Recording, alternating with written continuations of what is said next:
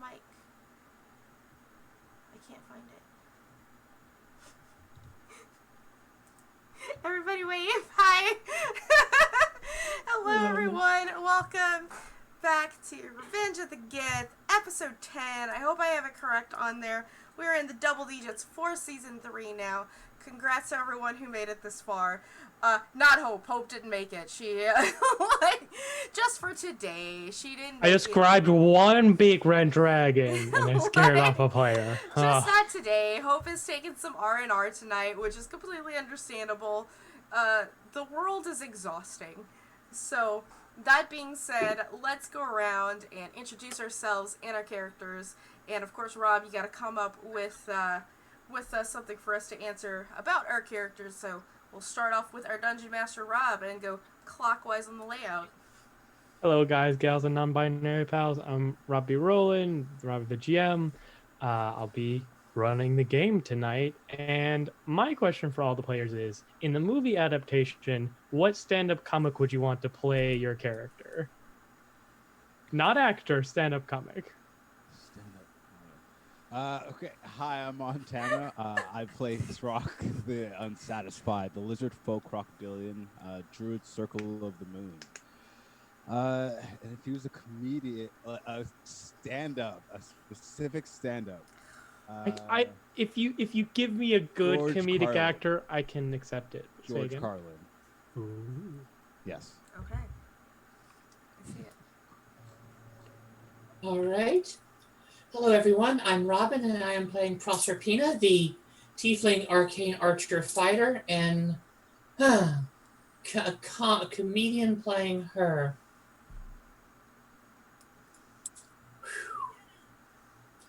You know what? I'm going to go with Kate McKinnon. All right. Yeah, I Ooh. definitely see it. Mm-hmm. That'd be fun for sure. It would. Hi, I'm Ember. I'm playing Alexander Bogmar, and because he's my absolute favorite comedian of all time, Mitch Hedberg. I fucking love that guy.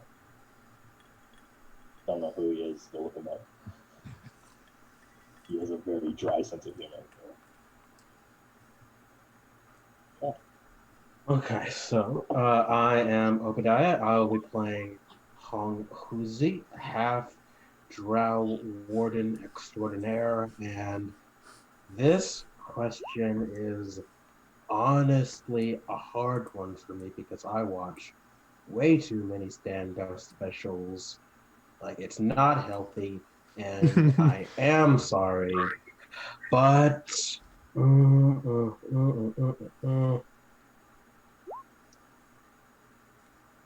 I think I would have to go, and this is a strange one, but I think I would have to go with Richard Iowati. Strange, but he can do it. Man's got range. Okay. He can sleep on. He's Hi. British. Well, hi everyone. My name is Val. This is my channel. I'm playing today Anja, the half-drow blade singer. And I guess if I was to pick a comedian that would play her, it would be Emma Stone. But she would get in a lot of controversy because she would do drow face and once again whitewash a character that she wasn't supposed to. But that's okay. That's how Emma Stone has like proper energy, I think, for her. So that's Donna said is the fact that ScarJo would play anyway. Oh, Ooh, damn. man. And I love ScarJo, but man, girl needs to get her shit together. So that being said, hey everyone, you can affect the game with your bits, subs, and donations today. That being said, I do understand that there are people who don't want to subscribe or put bits today, so I'm honoring direct donations of the same amount as the same thing. So for 100 biddies or $1, you can give a reroll to anyone here. For a subscription, you can give $3 for the subscription. That's about equal, and we will still meet that. And for making shit happen, you just give direct donations, and we can just make shit happen. Like, I don't know. So many things. So many things. Cursed books, goblets, all sorts of fun things. All sorts plot of fun points.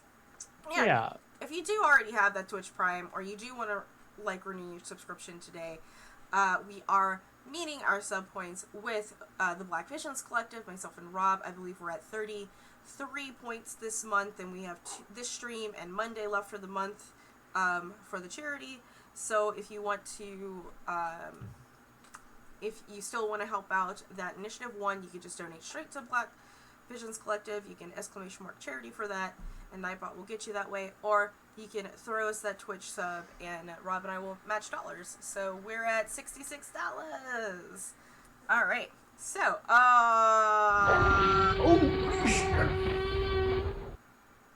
Hey, thank you so Kablooey, much. thank you so Kablooey. much, fam. 1, 2, That 3, 4, 5. We're gonna let It's it like- scream at us. Yeah. Amazing.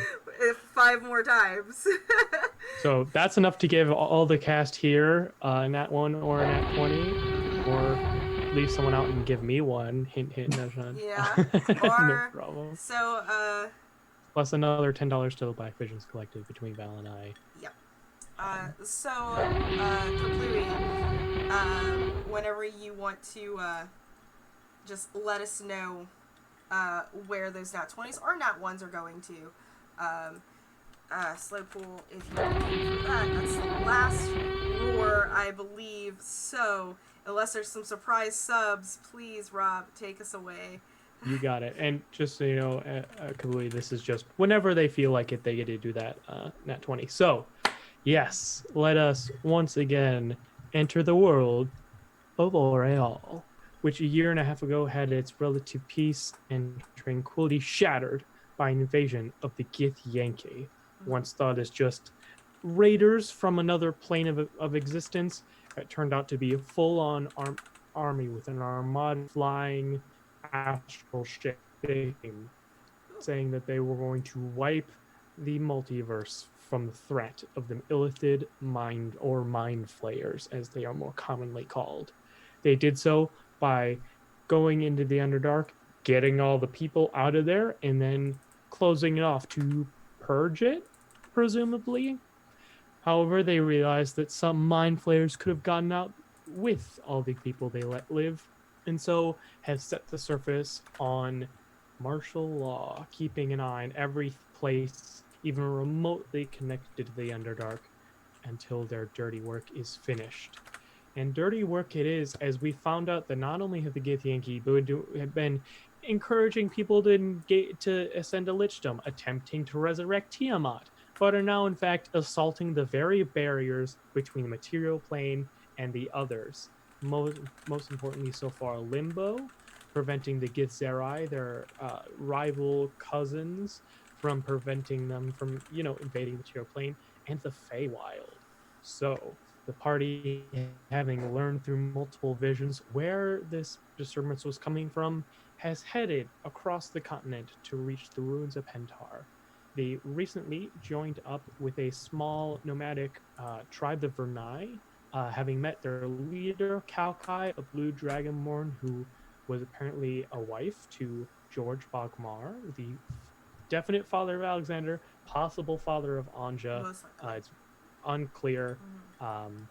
And the mother of a child, as well as some other characters. The party is split currently. 3 of them are just kind of chilling, or 4 are just kind of, technically 5 because of Alenia. But the 4 player characters are with the Vernai. Alexander doing some blacksmithing to pay off a debt and get some plate armor, and then the other 3 we'll find out later in the session.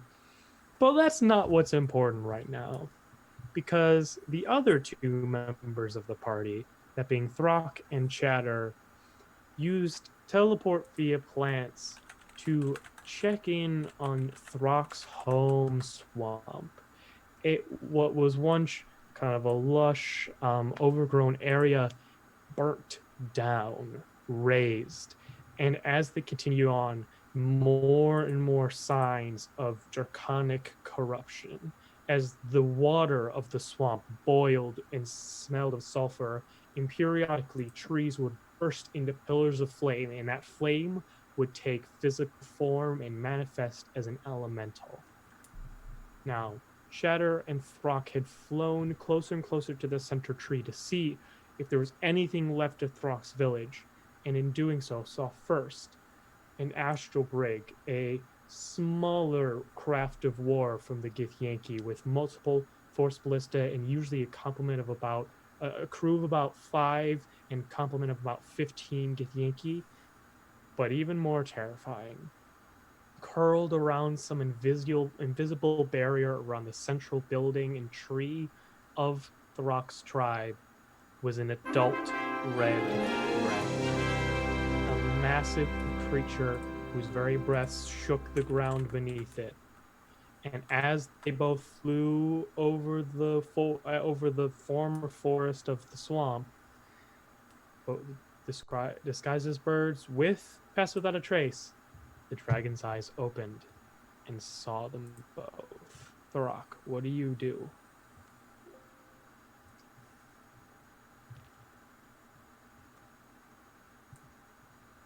I think you're muted, buddy. You are muted, my friend. Yeah.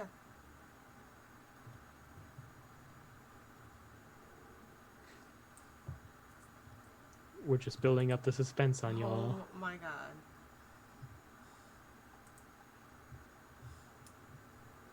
What?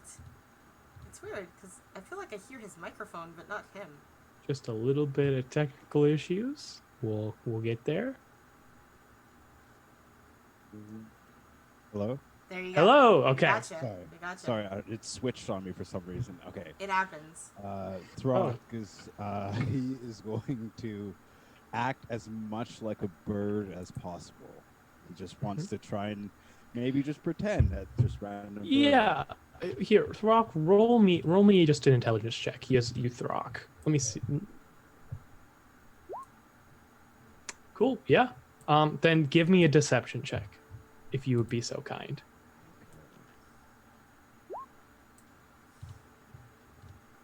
Okay. So that's a 9. I would like to use a reroll. Sure. Go ahead. You know what? Can I use a nat 20 for this one? You can.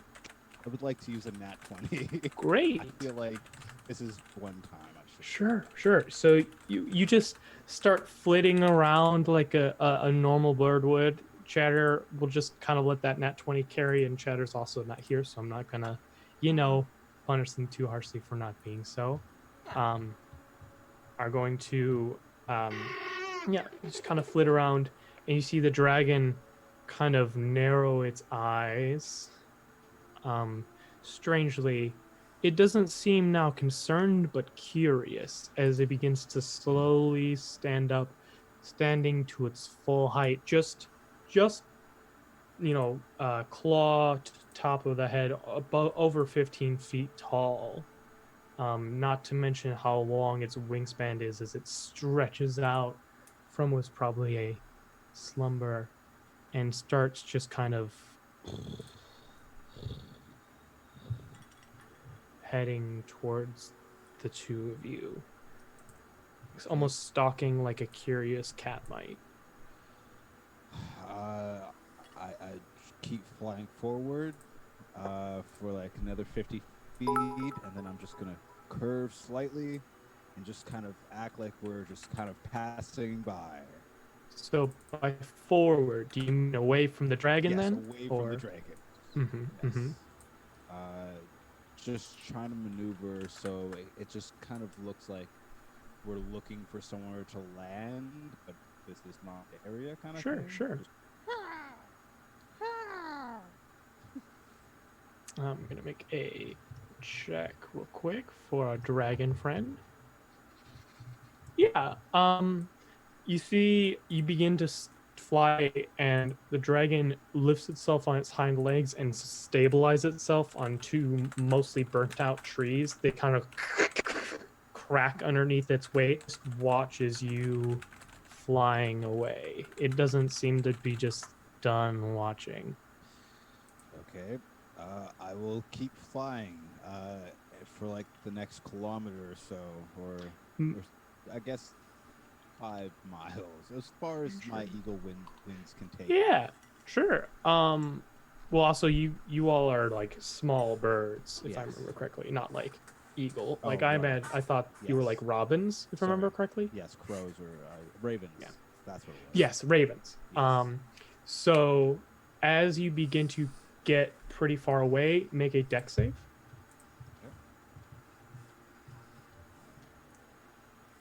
Don't have to wait a moment.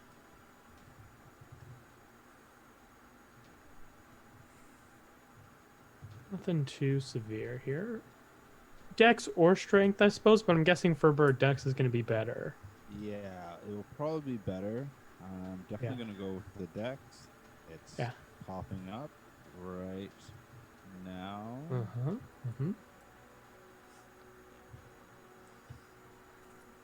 As essentially, I'm just going to narrate until as you get what you guess is probably out of sight range of the dragon, the massive wings of the creature expand out, and the wind displacement that happens reaches you and Chatter as just like such small creatures to compare to it. It lifting and then flapping its wings to bring itself aloft is got it.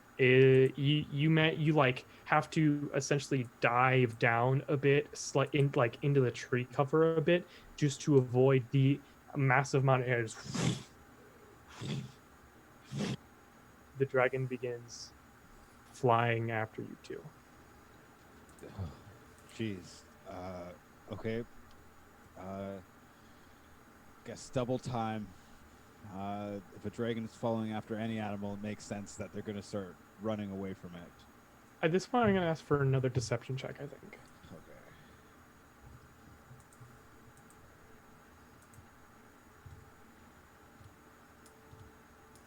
Okay. An 8. Mm-hmm. I'll use a reroll this one. Sure, That's what go they're ahead. there for. Here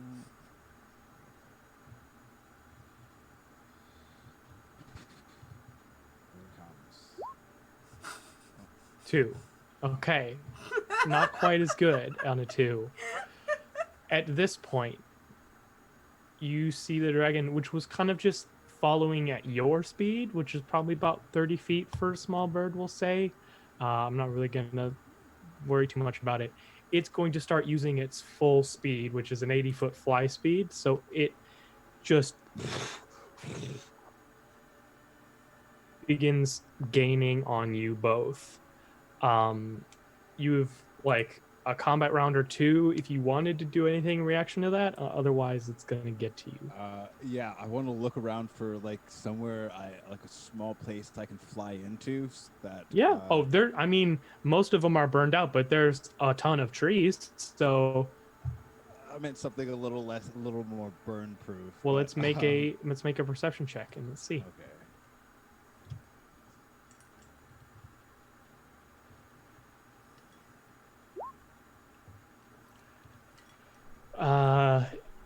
Here, I'll give you advantage because Chatter's there, so we'll call that a 16. I'll say that there's nothing. I mean, there's nothing like a solid bunker. If you don't want to go into a mostly burnt out tree, the closest thing is there's probably like a small cairn of rocks, so like basically a large pile of rocks that you might be able to squeeze into. Yeah, I'm gonna go for that. Okay, so go ahead and make a stealth check with advantage. You do still have pass without a trace. Okay.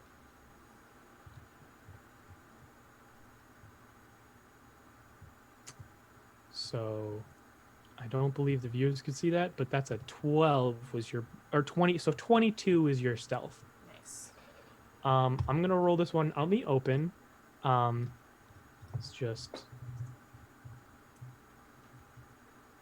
let me make sure that's the right Perception check modifier. Yep, cool. So we're looking to beat a 22. So 30 beats a 22. Generally, so you kind of squeeze yourselves into this small little cairn, hoping to hide, and you hear as this thing lands right outside of it. Small birds. Who has cast this spell on you?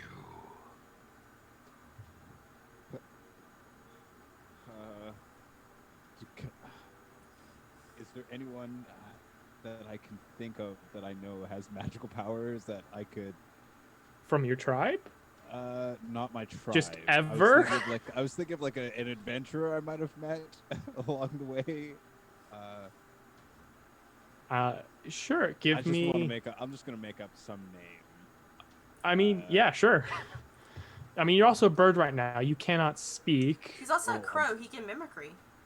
Oh, that's true. You're a crow. You can mimic words, let's say. Not enough to like cast a spell, because you also don't have hands or your spellcasting focus, but okay, you could mimic. I would just say Hareen.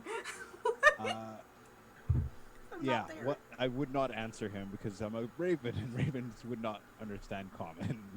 So, yeah, just not gonna answer him and stare at him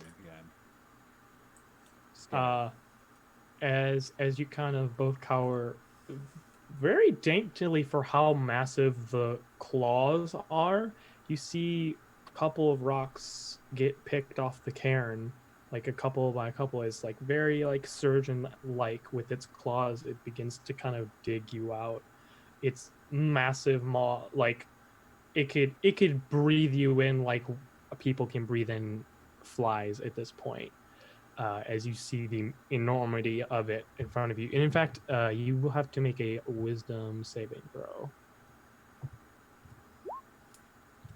Yeah, you are frightened of this dragon currently. As just its presence, especially in the scale you are, is terrifying. Spies, perhaps.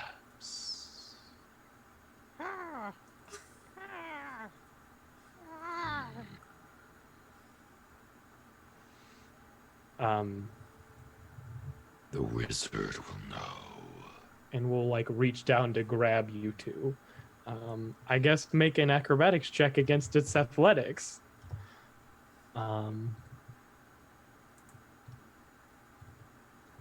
17 is pretty good. It did get a 20.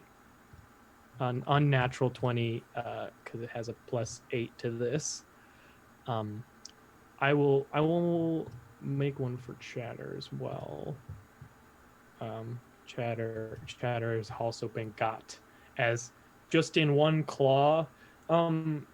It's at this point there's plenty of space for you to fly out if you desire to. It's just that you will be seen doing so as you're now inside one of the claws. So it's gonna begin flying away with you both. Anything you would like to, if is there something you would like to respond to that, or I'm going to try to use the mimicry to say hurry. Great. So make a deception check, and I'm gonna be so incredibly nice about not giving you disadvantage just because I'm that nice. Well, the laws of D&D mean I have to roll an insight against that. Okay, cool. Rolled above a 6. Who would have thought? His modifier is more than a 6. And is gonna, you feel yourself being flown away. Can I use this opportune time to do the sending check-in that Anja promised to do? Yeah, great. So, what sending does Throck get? Hey Throck, it's Anja. just keeping my promise to check on you. How's everything in the swamp with the dragon? You have 25 words, Montana. Right. So I guess. So is this a mental thing, or do I? Speak Yep, it out you don't loud? have to speak. It's nonverbal, and so you can just Okay. send your message Uh, without it knowing. Captured by the dragon. Bad raven right now. Really bad. So many eyes. Might die. Thank you. So, yeah, I suppose I'll give Montana a second to think about if there's anything else he wants to do. Meanwhile, Anja, you and Honguzi and Proserpina at least have had probably a pretty lazy morning. Alexander had to go right to the blacksmith and is off doing I that. dropped my mimosa. Yeah. So you three are sitting in the bar, and Anja just the mimosa shatters on the ground. Oh no. What's wrong? What's wrong? Throck and Chatter are kidnapped by the dragon, and they're birds, and we have to go do this. What are we supposed to do? What are we supposed to do? Oh my god! Anja? How? Help them. How would we get there? We can see if anyone has a spare pterodactyl to borrow. We don't know where they are, do we? We know, kinda. We know where mean- there's a swamp, and I can scry for them. You said they were captured by the dragon? Yeah. The red one. Dragons do magic, don't they? Yeah.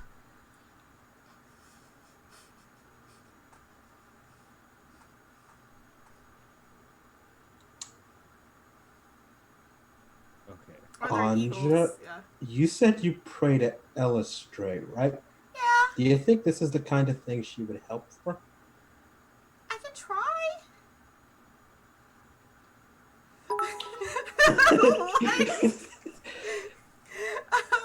I'm gonna like clasp my hands together Uh-huh. and get on my knees Yeah. and go, "Hi, Elistray, it's me, Anja. How are you doing?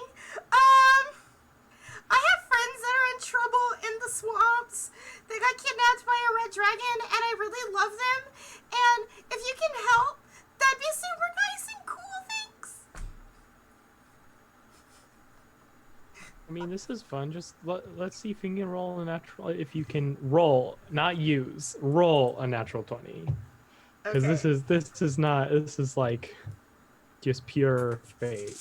So, let's use dice. Let's use Anja's dice. She has her own set. Also, Throck, you have another luck point. Yes. Because as the audience has noted, you might need them. It's a 2. One away from a 20. Like, this 20 is right there.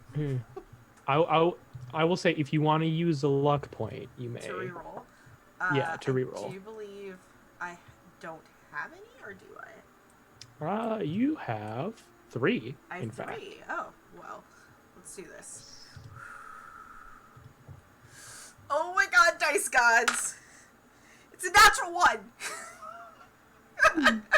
Got it. Uh-huh. Yep. So Andre, you're not a cleric, but No, you're I'm a you wizard. pray. What? Yeah, you pray. Like pray. this is not the first time you've ever prayed. No, so I thank Elistray every Yeah. morning for being alive. Yeah. Yeah, that's what I do. I However- never actually ask her for anything. Yeah, usually like every so often it's like you feel like a little twinge of something, like just as like a slight acknowledgement. Nothing. But you know what? And you all Great would know that idea. you're Bad execution. roughly probably 600 miles away from the swamp. Yeah. Just as a note. I'll be right back. Somebody do something about this mimosa. And I'm You gonna... know, you see like Hungry like twitch. I'm going to...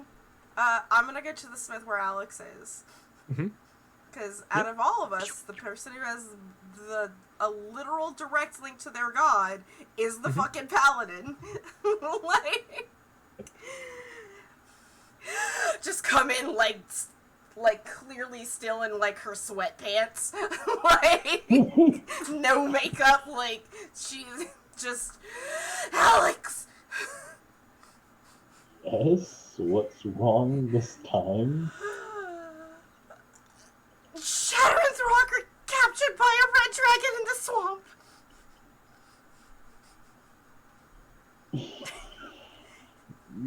You just see him. He's so done today. You have a direct link to your god, right?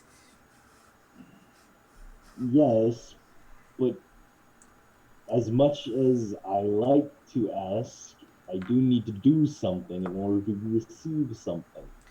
Okay, well, our friends are in trouble. I can try.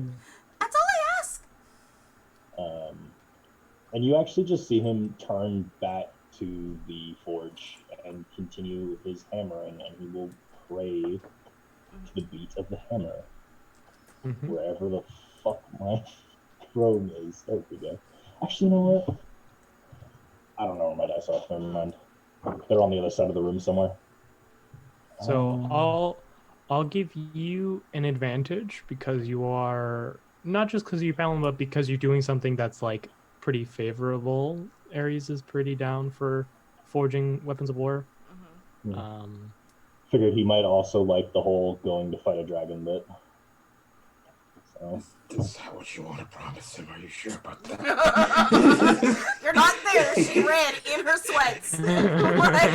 Yes, no. Promise him that. Okay. Promise him that, please. You're at advantage, though. Yeah, so I forgot to roll the second one.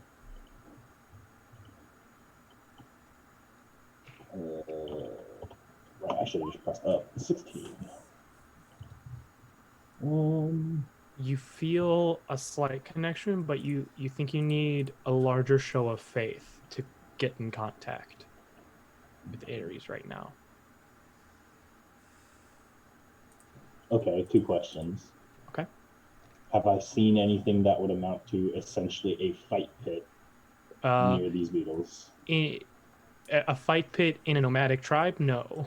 No, I meant like a fighting rink or something no, like. You have not. And in fact, you actually have only seen like bludgeoning, like essentially truncheons is like the most, and then like hunting equipment is pretty much the only armaments on most of these people. They don't actually seem fairly pacifist. Okay. You know, the whole former dragon cult thing. I guess they didn't really want to be super heavily armed.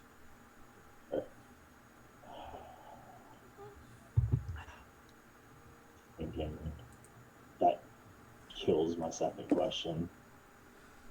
Doesn't mean you can't start a fight pit, I guess, but that would be just, there's just some extra steps there.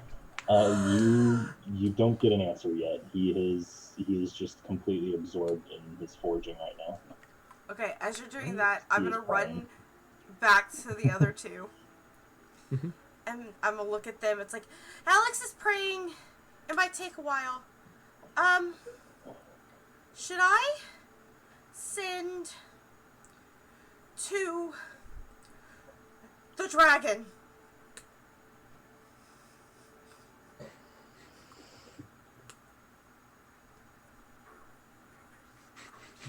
What are you going to say? Well, I was wondering, maybe, if you could teach me some Gith words, I can pretend to be, I can use disguise self with my voice, and pretend to be one of, like, the higher Gith Yankee people, like, stuff. Disguise self wouldn't do anything for your voice. Oh, it doesn't? I thought it actually. No, helped it's with your just voice, physical. too. Okay. It's just Yes. physical. But still, like if you teach me some words, I can maybe. Let me say something. I speak Draconic too. Maybe we might be able to make this hustle work. Okay. Okay. Just sit down, like, whew. 25 words. What do we say to a red dragon to let go our friends?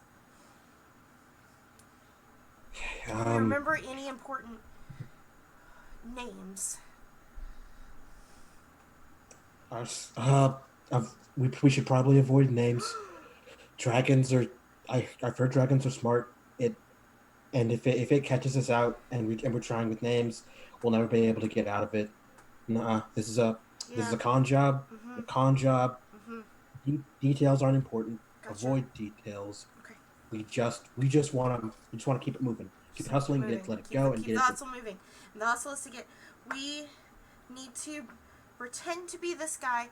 Is there actually a way that, as like a high level as a wizard that I am, can just channel my own sending to Hong Huzi so that I can use my magic for him to send the message instead of him using my mouth? Make an Arcana check. Okay. If I can channel sending somehow, because we're both very magical. Mhm. 16. I'll say it'll take a 4th level spell slot instead of a 3rd. Okay, that's perfectly acceptable. But you can just basically gift the sending into Hong Huzi. Okay, like, we could do that. Like, you can, since you definitely know how to speak it, and you've got to do this. I can gift you the magic to do it. Okay. Yeah. Let me. Okay. Stay open.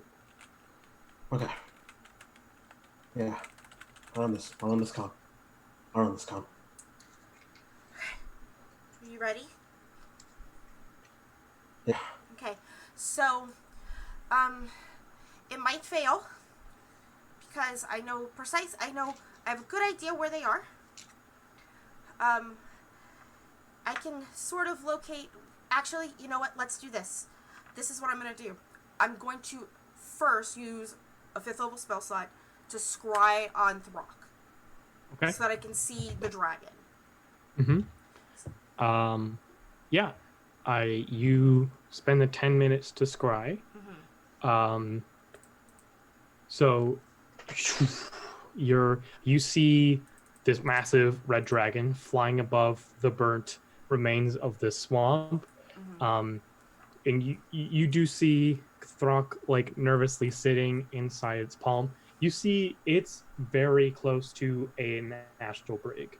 You see it's Okay. flying towards a Githian key ship. Okay. And it's only a few minutes away from it. Okay, alright. Alright, we don't have a lot of time. They're getting to an astral brig. Okay, so we gotta act fast right now. Okay, are you ready? You got what you're gonna say? Okay, I'm ready. Yes. 3, 2, 1, sending!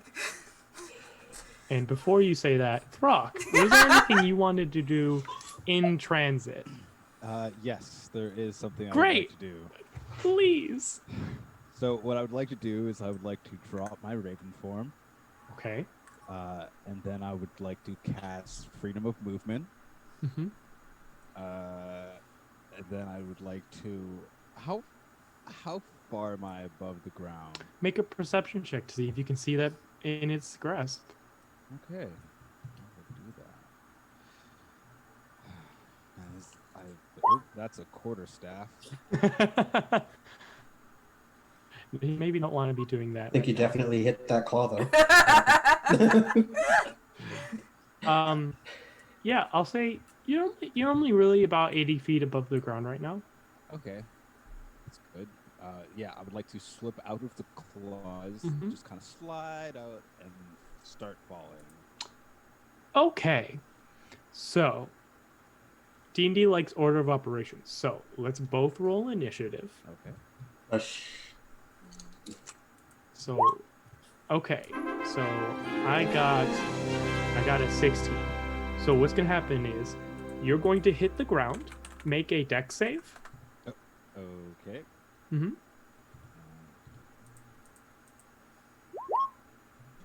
Okay, so you do not lessen the impact of this fall at all. So you will take 29 points of falling damage for falling 80 feet. Okay. And then as you have slammed into the ground, I'm gonna roll another thing. No, yeah. Um, you hear first of all the dragon turn down towards you, and then you hear the sound of quick footsteps as rushing out from some kind of hiding hole. You see a strange, a human dressed kind of in a kind of tannish garment, looks fairly practical, like maybe better for a warmer climate than a swamp, but he's making like large boots, and just you hear before you are tackled and wrestled to the ground, crikey, this is a big one, as this individual just jumps on top of you, pins you to the ground. So that's that individual's turn. The dragon's then gonna kind of react a little bit, and you see it flies down to the ground, and it's not particularly enthused about this. Seeing both of you, I'm gonna roll. Yeah. You see it look at both of you, still with Chatter in its other claw. Cease this. I demand it. And the kind of khakied individual will look up at the dragon. I'm gonna roll a wisdom save. Oh my God. I demand Natural 18. It's fine. Crikey! An even bigger one! No. And like stands up and kind of like this individual kind of like he seems to study the dragon for a second, like stroking his chin. Wow, a red dragon. Now, not normally indigenous to this area, but you gotta be real careful. Their bites nasty, but even nastier is their breath. And I'm not talking about after eating a lot of garlic. And he's going to leap at the dragon and attempt a grapple check. I'm gonna give him disadvantage. By the Given way, the I'm still concentrating on size scrying. disparity. Yes. So you see this, and okay, cool. So I can't make this up. So they didn't do great, but the dragon did roll a natural 1. So Chatter flies out of its claw as less grapples as much as just kind of like shoves it to the side. But you see this like khakied man just kind of wrestle his dragon slightly. What do you want to do? Because it's now your turn. Oh, wow.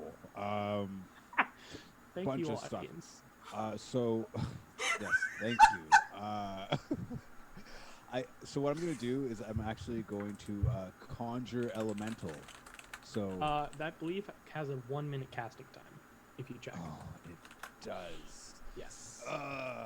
Okay, then I'll do my plan B, which is I'm going to cast a wind wall. Let's do a 3rd level wind wall. Okay. Sounds good.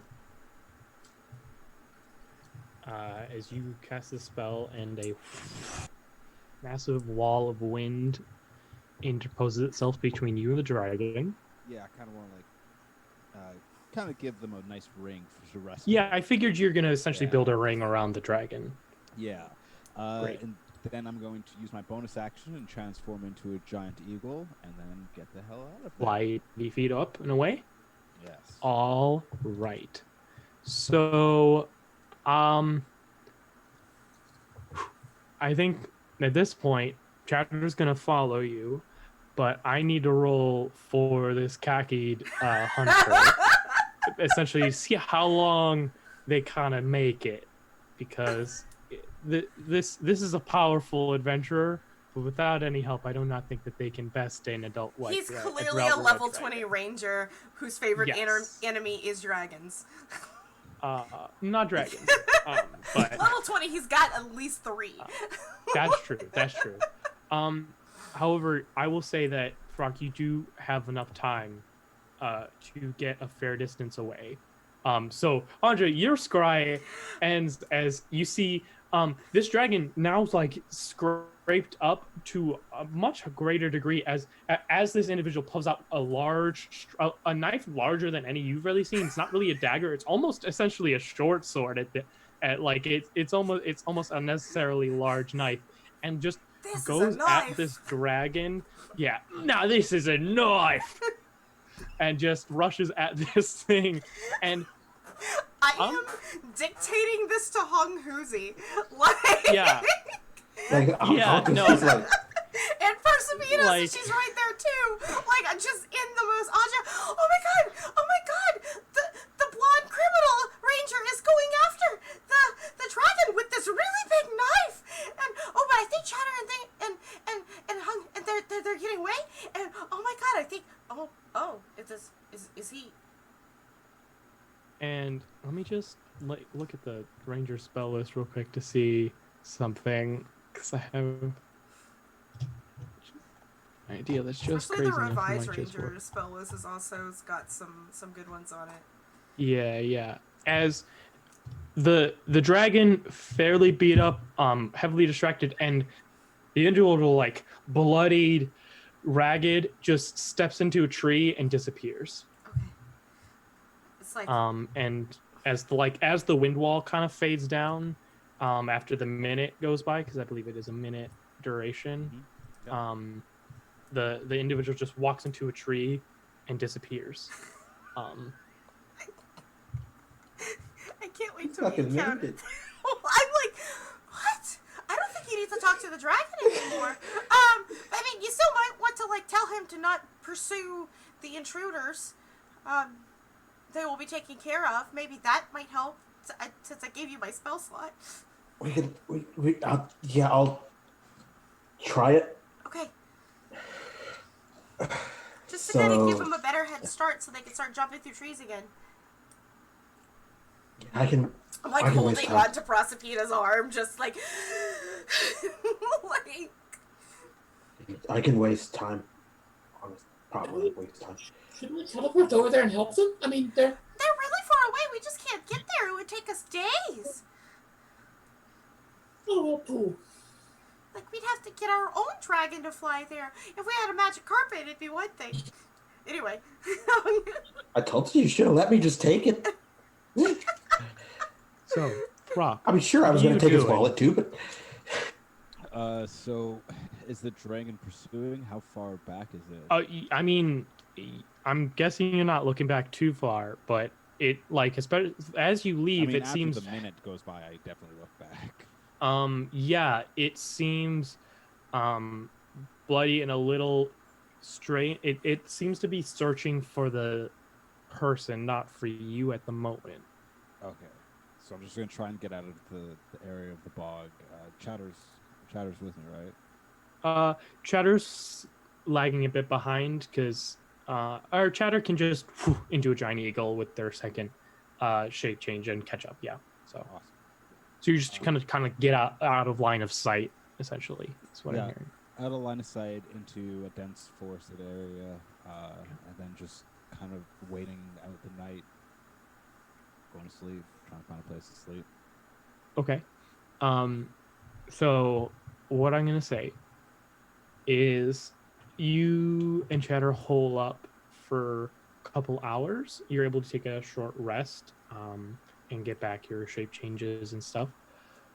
But after that point, you see the astral brig. You see a couple smaller specks because you're a fair distance away and it's basically just a large speck. A couple smaller specks come off of it and begin flying around the forest.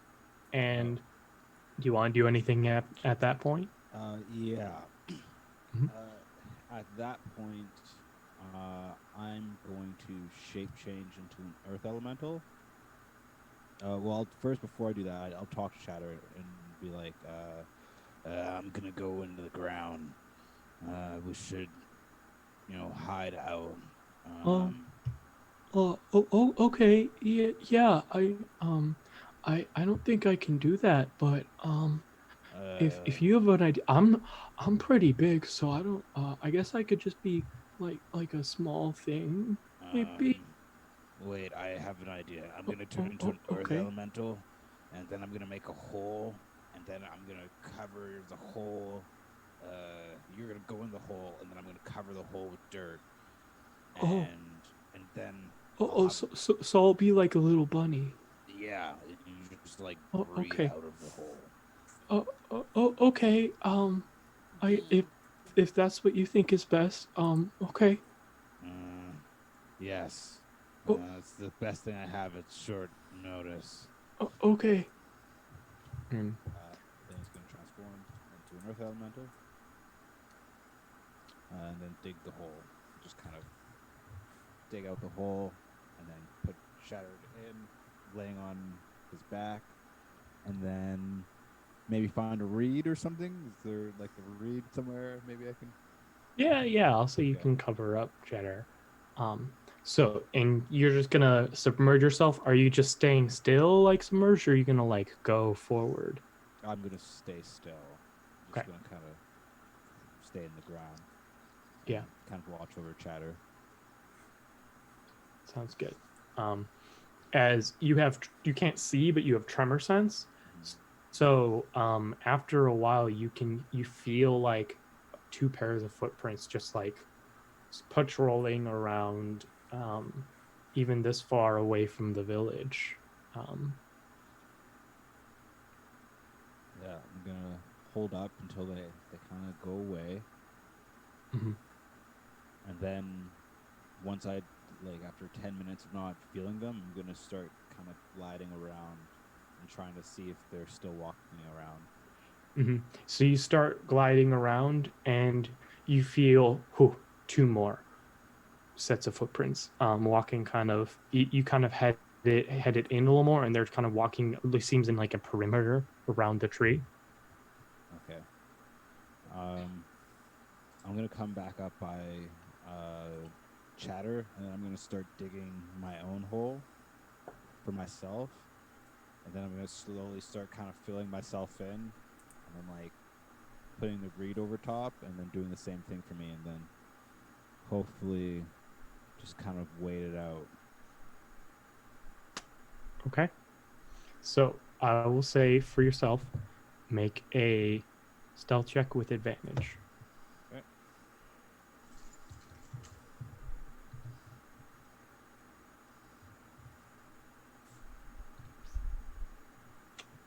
Okay.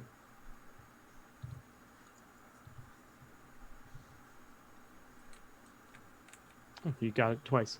I think I'm gonna use one of them nice little nat 20s I've been gifted over the time. Oh man. As you wait in this Okay. little hole, you've kind of dropped out of earth elemental form at this point. I'll say you, after you dropped out, you could have short rested and gotten them back, but you're just kind of waiting because you made a crocodilian sized hole. Yeah. There's a like actually make a perception check. Okay.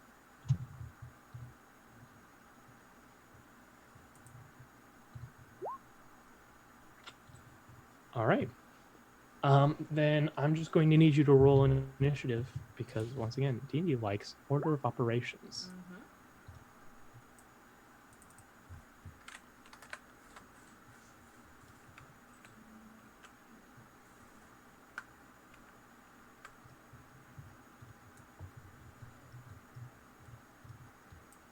An 8. All right. Got it.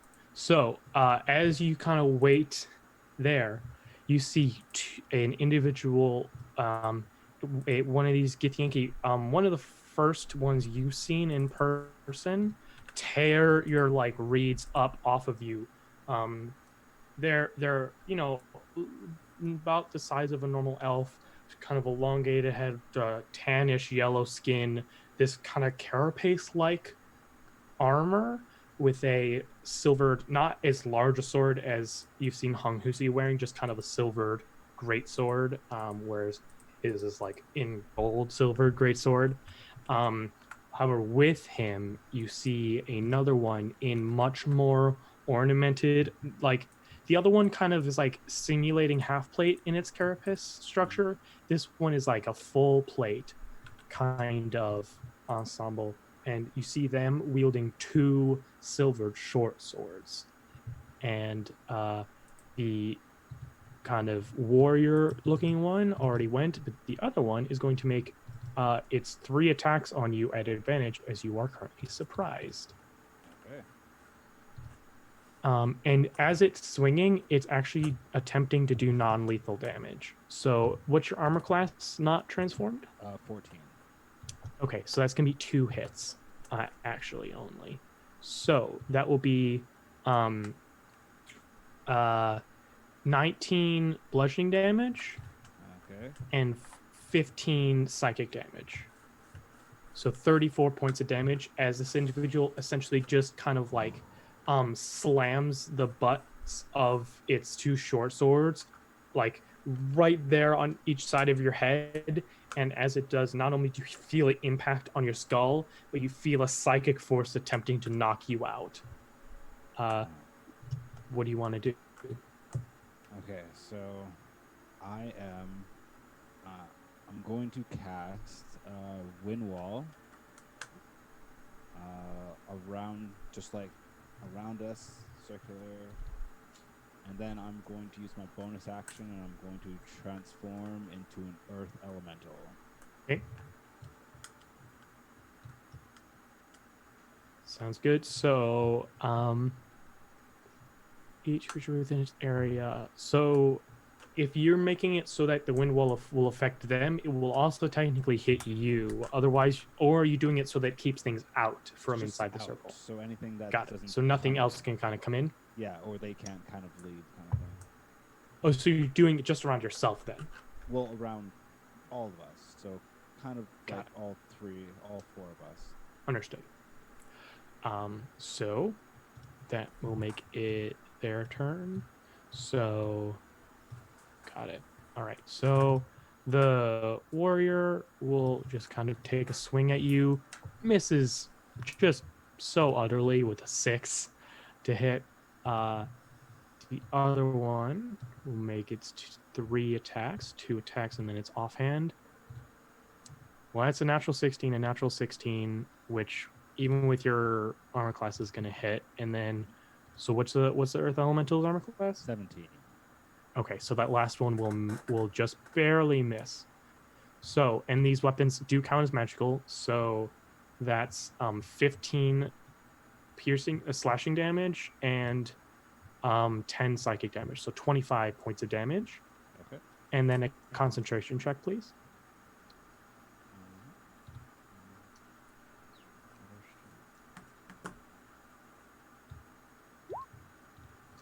Okay, you're good. Yeah, so they were both DC 10. You made them just fine. Chatter can hear this going on. I'm sure. Let me just pull out character sheet. I mean, yeah, probably just gonna do the classic for them and conjure some animals. So Bears? yeah, I mean that's just been the classic Some this season. So bears. some good old bears. Some bears.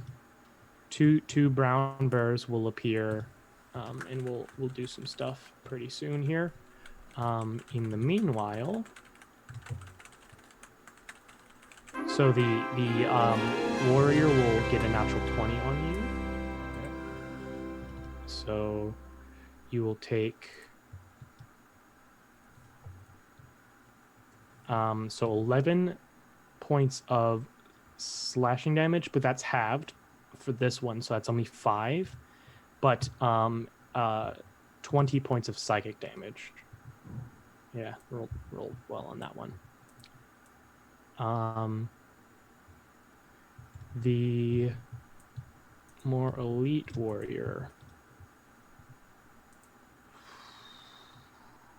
is going to... Yeah. They are going to begin to cast a spell, and I need you to make a strength save.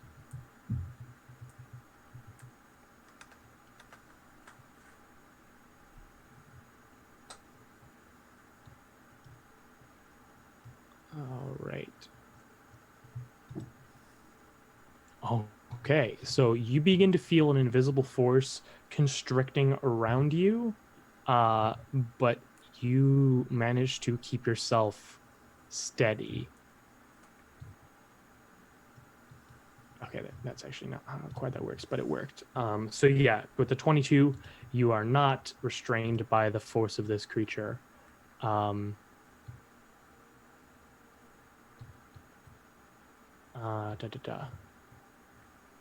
So that's that.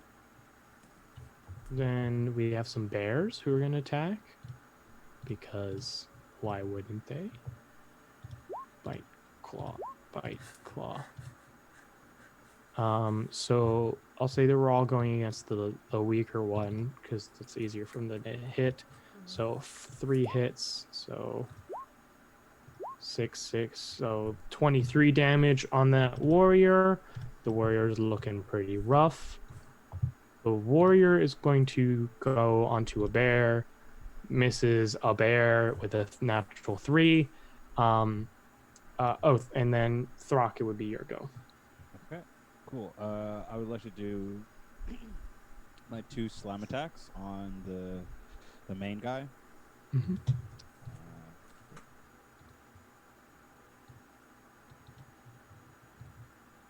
14 and a natural 1 and a 15 will both miss. Okay. I would like to use a reroll. Okay, on that natural 1, I'm guessing. Yeah. A 19 will hit, so that's going to be 13 points of bludgeoning damage. Nice. All right, no problem. And Yes. my bonus action, I'm going to use my combat ability, my druid combat ability, and heal back some hit points. I'm going to use a 3rd level spell. You got it.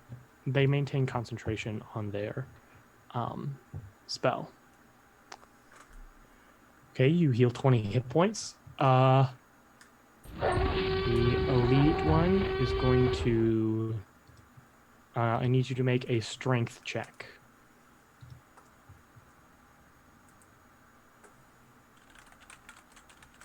Okay, you got an 11. I'm going to use one of my rerolls because I rolled terribly. Yeah, there you go.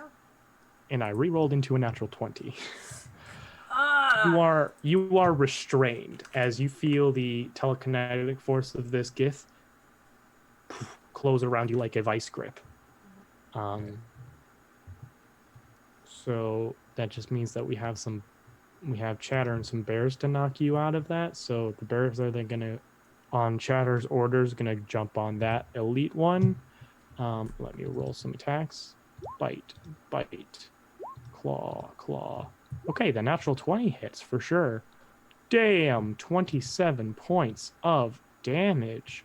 So that's going to be a concentration check, DC 13, natural 16. They're good. Let me see. Although, actually, or no, freedom of movement, I believe, only lasts for an hour. Yes. Let me check that. Yes, it only lasts for an hour. Okay, there we go. I didn't forget. Whew, the internet can pick another reason to yell at me. Chatter will look at what they can do.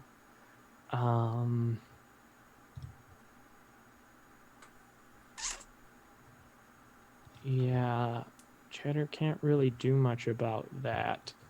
So he's just going to... How injured do you look? semi, like half-ish. Okay, then they're gonna rush up and do they'll do a 4th level cure wounds on you. Just because that's their shtick, kind of their jam. So that'll heal you for 34 points of damn. I rolled 3 7s and an 8 Nice. Good. for healing against my enemy. Classic Robbie. I'm also gonna roll this. Good. I look great. At this point, however, I'm gonna make some strength saves. So roll me 3d8 bludgeoning damage, please. All right.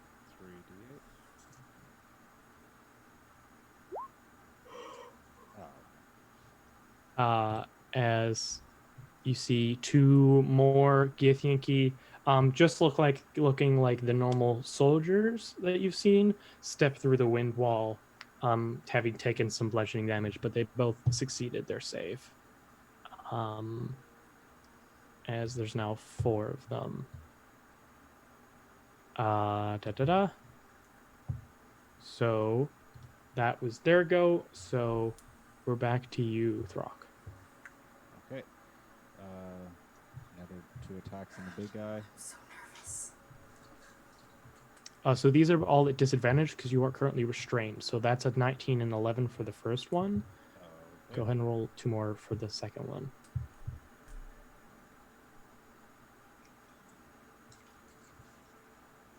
And a 16 also misses as your highest. As this Gith is wearing heavy armor. On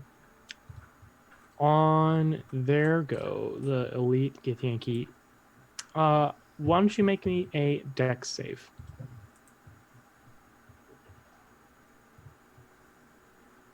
Okay, so you feel yourself flung out of your own wind wall, but managed to not take any impact damage from that, and you are now stuck outside of it. You can make another strength check now, opposed by its spellcasting modifier. I'm very nervous. It's making me need to pee. It barely gets you at the 21. So you are still restrained by the telekinesis. Yeah. Bears are going to do their level best against this thing, but don't hit. 16 is the highest they had to hit, and they all miss. Shatter. We're actually recording. Okay, yeah. No, it doesn't give a bonus to hit. Shatter will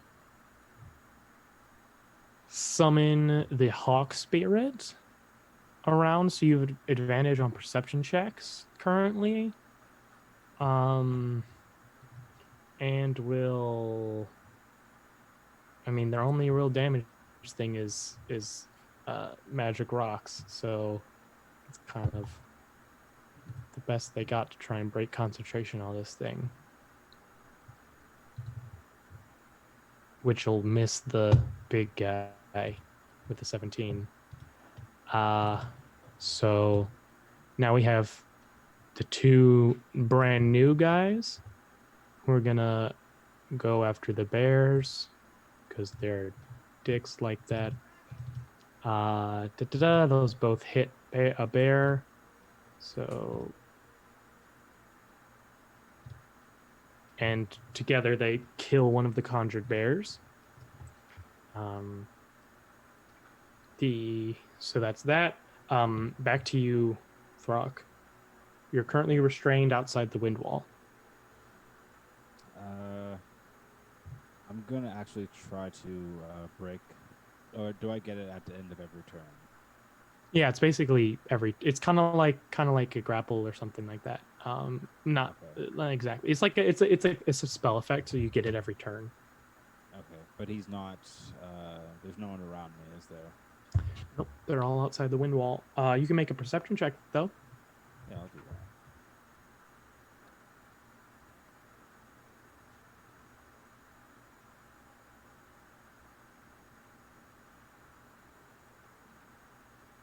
You seem thoroughly alone currently.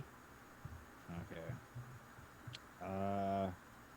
Then I guess I'm gonna go into the earth.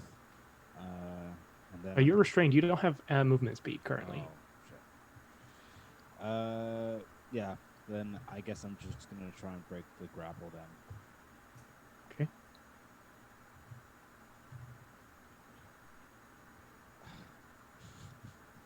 Yeah. It beats you by 1. So you are currently still restrained. I guess. Yeah. Can I hold my action then? Or... Sure. Yeah. If anything comes in melee range, I'll let you swing at it. Inside the wind wall, bears are getting attacked by the elite guy here. Kills the second bear. Come back to bear puns, Jesus Christ. Yeah, the bears are gone. Yeah, Chatter's getting kind of nervous now.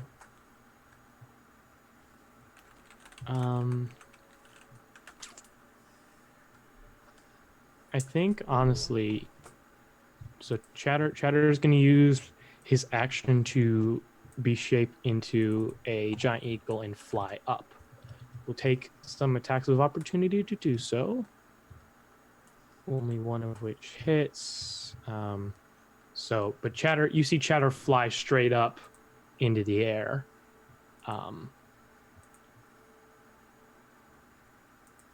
Yeah. So then the other ones have already spent their turn fighting bears. So Throck. Okay. Still don't see anyone around me. Perception check. Okay.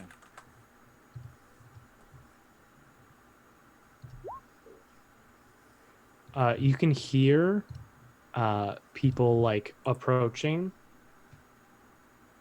but probably like at least 3 rounds away. Like not immediate danger, but the longer you stay here, the more Githyanki are going to show up. Okay. Trying to break that grapple then. 12. 15. Do I have any re-rolls left? Yo, you have 2 rerolls and 4 nat 20s. Okay. Oh. And we just got a nat 1 over to Rob that you can, since you're the one fighting him, can impose at any moment. So. Oh. Lovely. Thank you. Thank you for that. I'm going to use a reroll. Okay.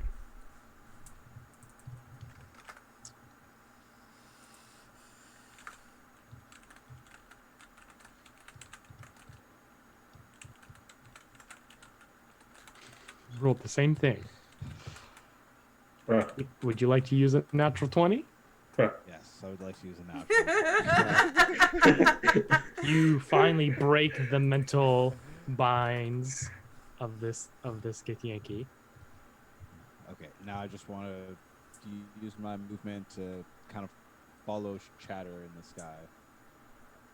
As an earth elemental, so just like along the ground, or Yeah, it's just like along the ground. are you burrowing, or are you staying visible? above so I can keep an. Oh, can I even see it since I only have tremor sense? No, you have normal sight. It's when you're submerged you only have tremor sense. Okay, so then yeah, I'm just gonna fly. I'm just gonna run across the ground. Okay. So I can see chattering. Kind of Yes. So I'm just gonna, as your GM, remind you. So you basically have 2 choices. Either you can see where Chatter is going, and the Githyanki can see where you're going, or you take a wild shot that Chatter continues the same direction, and that Githyanki can't see where you're going. That's the decision you have to make right now. Okay, then I'm going to Earth glide. Great. And then go underneath, and I believe Chatters is a straightforward person. I need you to just roll me 1d20 to see how lucky you are.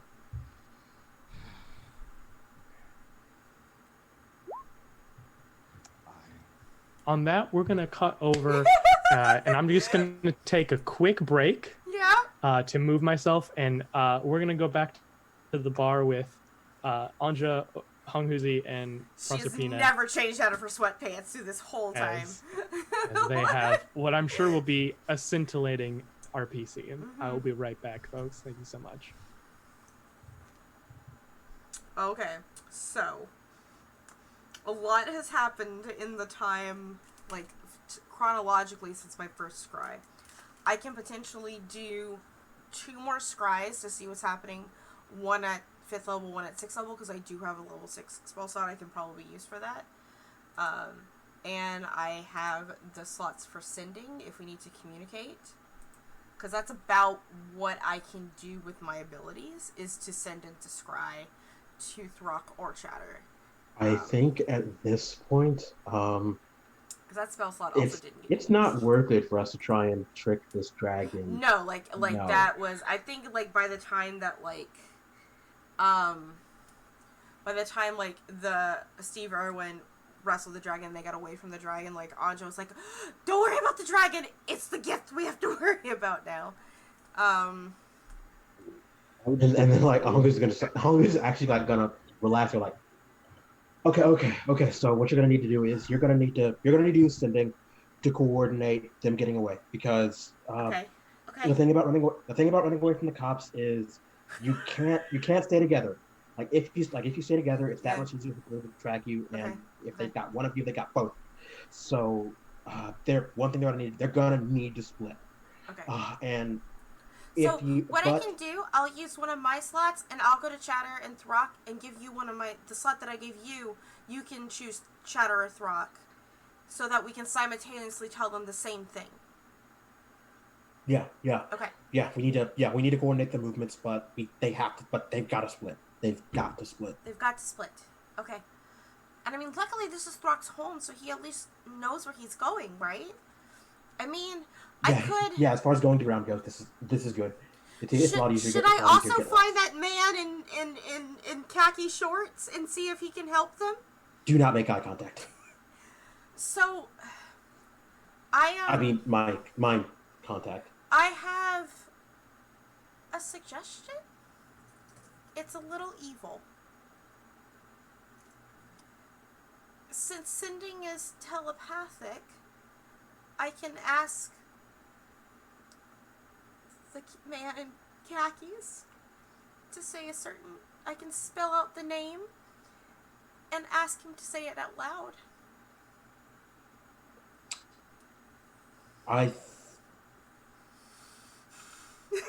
That's gonna bring more of them in.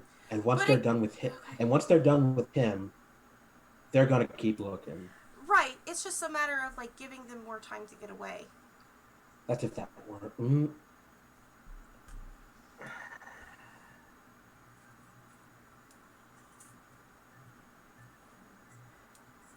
Keep it in the back pocket. Okay. I mean, like, honestly, I would recommend that somebody here says it and we can take on whoever happens. But I don't think that same group of people would come over our way because they're 600 miles away from us. So. Yeah, the issue is there's more of them. I just want the attention to be put on away from our friends. Yeah, that doesn't mean bringing it to us. I know. I don't think there's a way that I can travel that fast. Dimension Door doesn't go that fast. We can find a scroll that can help that, though. Like, there's gotta be scrolls here, right? That could, like some enhanced Dimension Door, and if I put all my spell slots into it, maybe it could go further. And we can Dimension Door there and help them and then get the fuck out of there. Nah, that's more people. That's more people. We're gonna be slower. We're gonna be. Then are we just gonna let them die? We have to get them away, or they're dead. Right. And I'm just saying all these suggestions, and it's just like, This is like Hong Huzi talking. Like, Yeah, and it's her talking yeah, we too. can't. Like it's Like, yeah, we can't. it's an actual conversation. Yeah, we can't. The thing when it comes to getting people away from the cops is But these aren't the you've cops. got. These are the Gith. Like the cops was like his friend, right? Like Alex's friend. He was a cop. Like we're talking about like military police. We're talking beyond the cops at this point.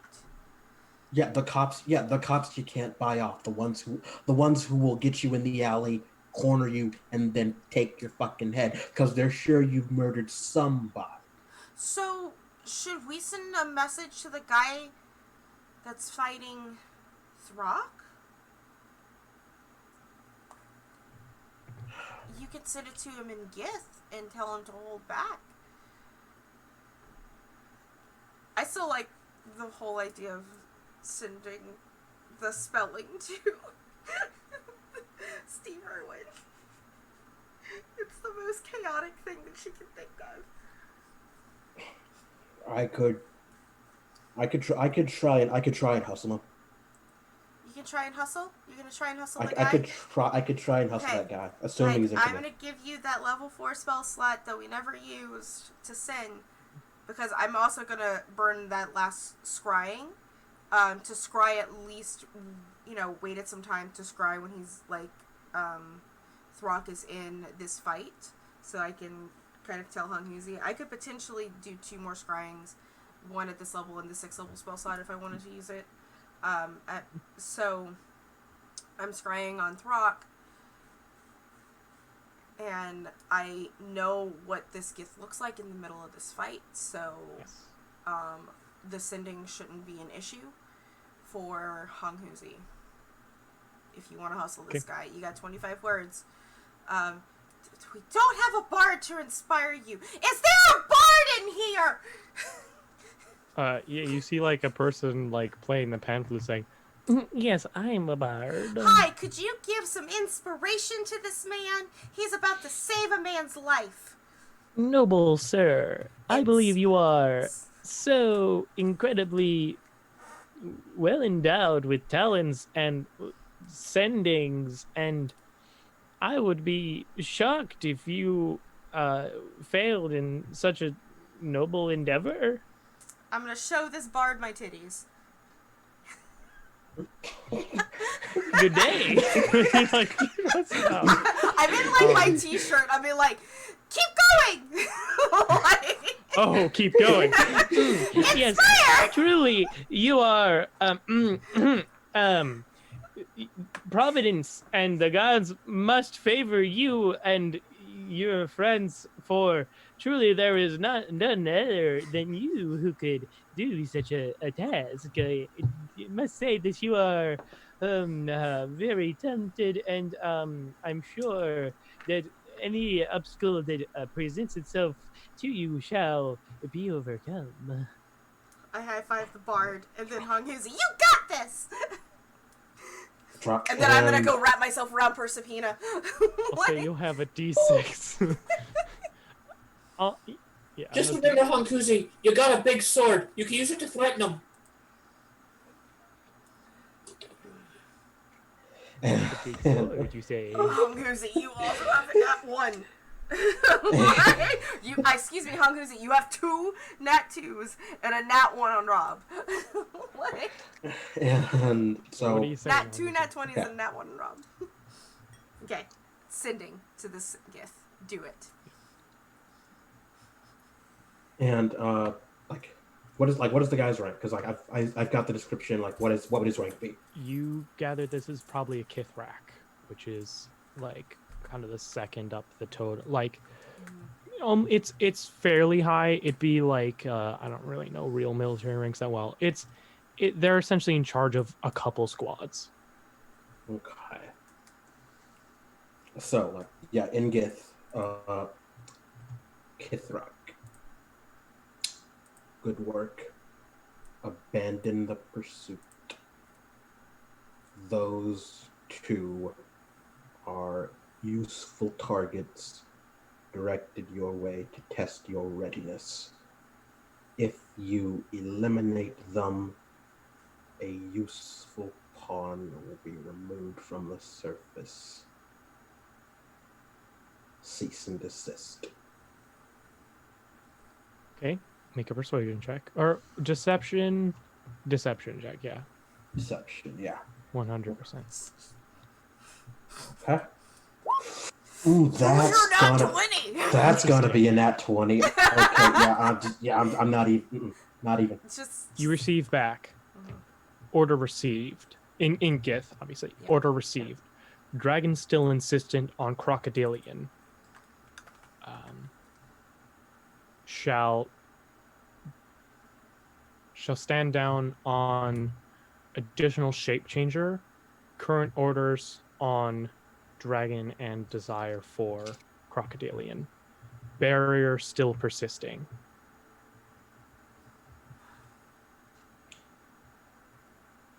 Okay, so lean out. That was that spell. Mhm. He's standing. He's standing. He's Shatters go. Shatters clear. The dragon really wants Throck. I'm gonna send to Steve Irwin. Okay. Hi, Khaki Man. My friends are in trouble. Can you wrestle some Gith or convince the dragon to leave them alone? To leave them. To leave them, yeah. Also make it. Why don't you make a persuasion check?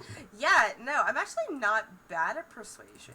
Yeah. I think I'm actually proficient.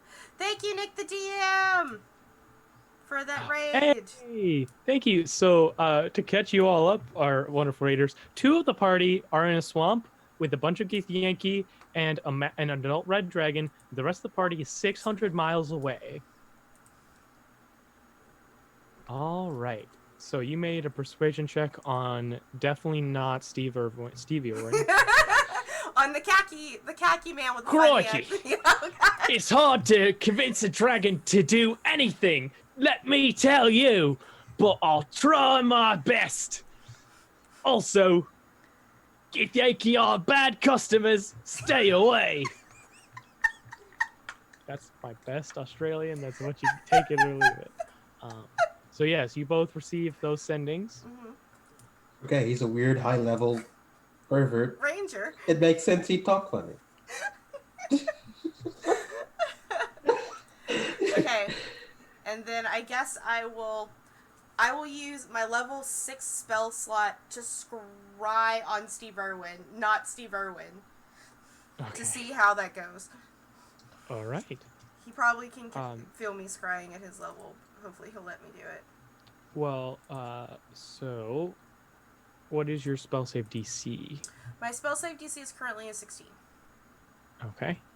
So, as much as you feel a connection to this man, I'm sure, as the player really doesn't know you were, if you didn't tell him you were gonna scry on him, so he is going to attempt to resist it. So that is, however, a failure. So you will get to watch the scene unfold. Okay. So you do not see Throck anywhere in your scry. What you do see, you see this. This has only been like maybe 2 hours, but you see this individual is like right as rain. Like it, no more scratches. Like camera ready, immediately, and you see them step into another tree and appear where there's a group of 4 Githyanki. You see a Kithrak, like this full plate armor, 2 silver short swords, and then 3 more guards. G'day! Have any of you heard about the wrestling? Any of you good at wrestling? Just jumps and basically just bodies these Githyanki. Just the tavern brawler feat combined with 3 attacks around just brutalizes these 4 individuals. Does not kill. No. Like, leaves them unconscious on the ground, disarms them and like throws their weapons away and just like stands up and just steps into another tree, and the scry ends. I'm blushing a little bit because I'm oddly very attracted to this. Who wouldn't be? Right? Who wouldn't be? Like, this is the most heroic thing I've ever seen anyone do, and I don't even know this man. Like, if your narrating is loud enough, I feel like the bar is probably like... Yeah. The bard is writing this shit down. Amazing. So, at this point, Rock, you begin going in the direction you believe Chatter did. As you go, you sense some footsteps rushing opposite of you, like away from you, on the edges of your senses.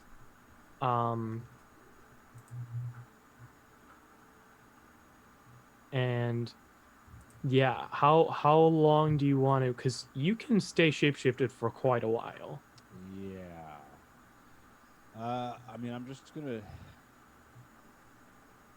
keep going until a good, like, 20 minutes after I stop hearing footsteps, or like Okay. at least hurried footsteps. Yeah. I guess I'm gonna try and start heading my way towards Lindum. Okay. or there's no Gith ship in Lindum, right? Or is there? No, but Lindum's also, I don't know, 550 odd miles away. Right. I'm just trying to think. Yeah, you know what? I think we'd go to the Malja, Okay. towards Malja. So that one's to the only about 400 miles away. Okay. Just towards there, just because Just there's going to be west. mountains and Yeah. areas to kind of more hide into, Sure. and even closer to the water. Which Yeah. also is a good thing for me. After about so we're about another I'll say you finished out that hour. Did Honghuzi, by the way, were you going to ask Anja to do another sending in response to that for the Gith? Matter of fact, no, like that just happened. That just happened. I'm not gonna try to explain. There you go. Great. Yeah, yeah, it's better. I think it's definitely better. I only have one level 3 slot left, so that's Okay. You can take a short rest and do recover. your Yeah, recovery. I was looking at that too. I was gonna save that to recover my scrying stuff. Yeah. So I can get a scry on my friends. I still have. Yeah. Yeah. To get scrying on my friends. So yeah, Throck. It's been now probably about 40 minutes since you felt any footprints as you're traveling. You can stay shapeshifted, I believe. I think you can For 5 hours. Yeah, so if you want to go for 5 hours, you just tell me, and that's how long you stay shapeshifted. But yeah, I'm gonna stay for 5 hours. Every and you're hour, gonna be underground the whole time. Well, every hour I'm gonna pop up and see if I can Okay. see a giant eagle in the sky. So in the first half hour, you pop up. Make a perception check.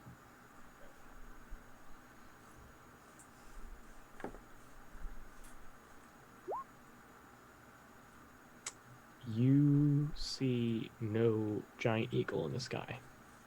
Okay. Continue along. Okay. Go ahead and make a second one. Yeah. At this point, you see your surroundings, and you think you went in the exact opposite direction that Chatter flew away in.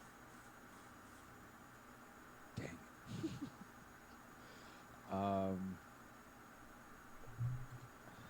I guess I'm gonna start heading north then. And I guess try and make my way back towards Lindum. Okay. Yeah, and then, but I probably won't make it there. I'll try and find somewhere close to like a riverbed or a lake or something, and then maybe stay there for the night. Okay. I'm really hoping on the group to contact me again, and hopefully they don't think I'm dead. Speaking of, Yeah. during any point during the day, would you do kind of another sending? I would definitely do 100% another sending to Throck, knowing Okay. that he's the one that's in trouble because of the dragon and everyone is laying low on Chatter. I figured Chatter is heading his way back towards us, so I will first do my arcane recovery to recover if I can recover a level 4 spell slot or level 5 spell slot with arcane recovery. Yeah. Okay. To scry on Throck to see, first of all, to see if he's okay. You see Throck kind of huddled on the bank of a river. The river's kind of nasty. Like there's a bunch of ash in it, so it's kind of gray Yeah. and stuff. But yeah, Throck is alone, which is both good and bad. Okay. Hey, Throck. I think Chatter will be fine. The dragon really wants you for some reason. We will try to help you get back soon. That's my last sending spell. Well, I could probably upcast a level 4. I have one more level 4 I could do too. Mm-hmm. So Throck, you have 25 words. Going to Lindum, tell Chatter, come back tomorrow with Chatter. Hopefully, if I find Chatter, probably, hopefully, tell Chatter, Lindum. Okay. Lindum. Okay. Then I'll use a level 4 spell slot to send to Chatter. And wait. Like, I assume, like you were saying, like you communicate all that, right? I'm gonna communicate it outside. Yeah. Yeah. So Hongi's gonna say like, no, just tell him to get back here, and tell him to get back here as soon as he can, and we'll get Chatter back here as soon as he can. Like, we can't. Like, don't meet back up with Chatter or the dragons or if the dragon catches up to him, he's got them both. Okay. Using that, I'd be like, don't go back to Lindum. Get back to Caravan ASAP. Leave Chatter alone. Just get back to us soon. Please. Hungry. Breakfast tomorrow. Okay. Great. Thank you for not saying hungry 25 times. I really do appreciate you, Montana. Listen, I would have lived for it, though. would have. The opportunity was there, but you didn't, and I appreciate that. After all of this shit, I'm just gonna lean on Proserpina because that was fucking exhausting. I'm just gonna be like, oh my god, I didn't change out of my pajamas at all. And I'm really worried about our friends. Yeah, I do want to say, it's been pretty much the full day at this point. Have you done literally anything other than war rooming in this tavern about this whole situation? Was Anja's entire plan. I know that Alex was. I know Alex is communing with his god through things, but I mean, when it comes down to it, pretty much Hong Huzi and Anja have been war rooming magically at the tavern table, and everyone is just every time the barkeep is like, "I'll just more wine." I think 40%. There might be side bets going on. Are these criminals though? Are they criminals though? Yeah. Proserpina, have you been with them the whole time? Are you want to go do anything else today? I've been with them the whole time. I mean, in case our friends were in danger and we could get over there, I wanted to be there ready just to rush out with everybody. But now that I know they're safe, Can I just go to my room for a little bit? It's been a day. I just need to be in my room for a bit. Yeah, I'll be go back. ahead. Thanks. You've been a really big help. I love you. I love you too. Thank you. I'm gonna pop up, open a window, and I need to take some of this edge off. I can't So give would you a that be- handy. I'm sorry. Alex is really jealous type. Not that kind of edge. Okay. Begins to smoke some of the weed. Yeah. Prospina, what are you doing? Three things. First, I'm writing a letter to my parents. I want to send to them, just updating them in my own voice, in my own way. I'm writing a letter to my sister and her husband because my nephew really likes adventure stories, and so I'm sort of narrating the battles in more detail, so that way they can give him bedtime stories. And then I'm going to pull out the sending stone. Yep. I hold. That's 25 words, correct? With the stone. 25. Okay. I'm gonna imagine me saying them really fast because Proserpina doesn't have to count them, but I do. Yeah. So I twirl it over my hands for a second and then. Hi, it's Proserpina. Hope you're well. Hankuzi's a great protector. I dreamed about you. Are you my mother? Have a nice day. Okay, bye. Proserpina, it pleases me to hear that Honghuzi meets your standards. This is a conversation not suited for sending stone. Okay. How am I gonna know? I shall meet you ASAP. Wherever I can. Okay. You know that Definitely. the next day it'll get the charge back and you can send another Yeah. sending, but that is the 25 words she says.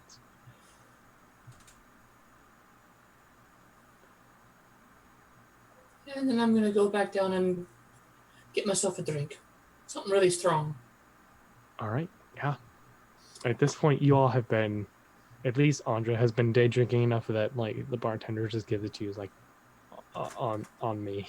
Oh, thank Seems you. like you all have had quite the day. Yeah, it's been a day. Thank you. After like some time passes, like Hanguzi like comes in, like looks around, like marks up the barkeep, and he like slides him over like 2 gold. Like, don't remember too much. Yeah. Just gives you like a quick nod. Yeah.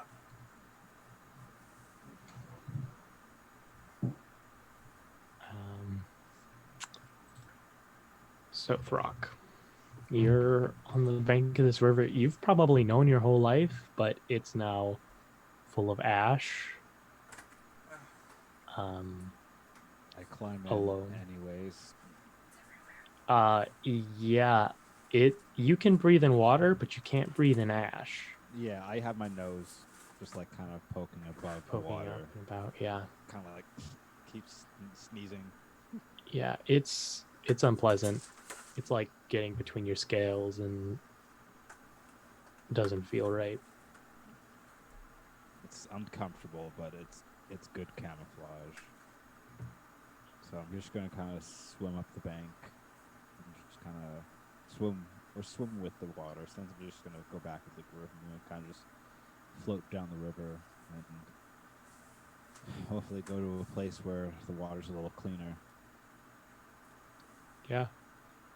You swim for about as long as you can, but the ash is a constant. The amount of destruction that happened in this one attack is you don't think that it's gonna leave the river for a while. Especially because in a mile radius around the center tree now, there's almost continuous flame and sulfur spreading out and around. Yeah, it's horrible. Yes, Throck is just trying to process the emotions that he's going through. He's never felt these intensive feelings before, so it's all very new to him. And he just floats until he kind of falls asleep. As you drift to sleep, you wake up not as yourself. You feel massive.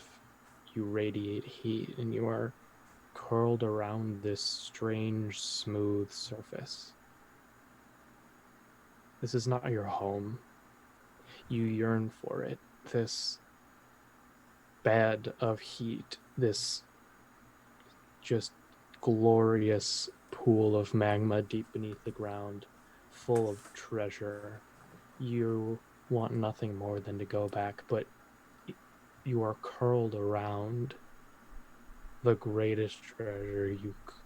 Just something that you agreed just cannot abide letting go.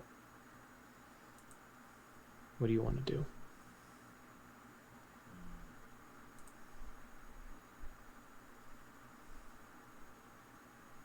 I want to slowly get up. You feel the ground kind of shake slightly as you stand up. Then I just want to start clawing at the ground, like around the thing, and then just slowly start taking out the dirt and just pushing it away, like the magma kind of popping up and just kind of pushing it and just trying to clear like a moat around the thing, around the sphere. You begin digging around this sphere, and it's not magma like you want, but this disgusting water, this gross mixing with ash and sulfur. You like how warm and sulfurous it is. It reminds you like of home, but it feels wrong on your claws as you begin digging and digging, and you just feel more of this barrier, this like large bubble around this tree, and you dig this huge moat, and all it really does is bring more water to you. I just get frustrated that it keeps filling back in. I just deep breath in and just fire and just try to blow the water away. You unleash your full might. You unleash the elemental fire within you, and you see a lot of this water evaporates away, and you see wrapped in flame with no seemingly break in it, this perfect sphere that you've kind of almost dug out, just completely buffet the flame away. Nothing but another of your kind has ever done that in your hundreds and hundreds of years of life. Nothing has ever dared resist your power before. This does. And as your breath hits it, something flashes your mind. This small creature, this lizard folk that you've burned so many of before, as it launches itself out of your grasp. You don't know why, but just the image of that being just flashes in your mind. And the water comes back. The barrier is fine. What do you do? Just gonna fly out. You feel your massive wings. You see that disgusting filth move beneath your wings.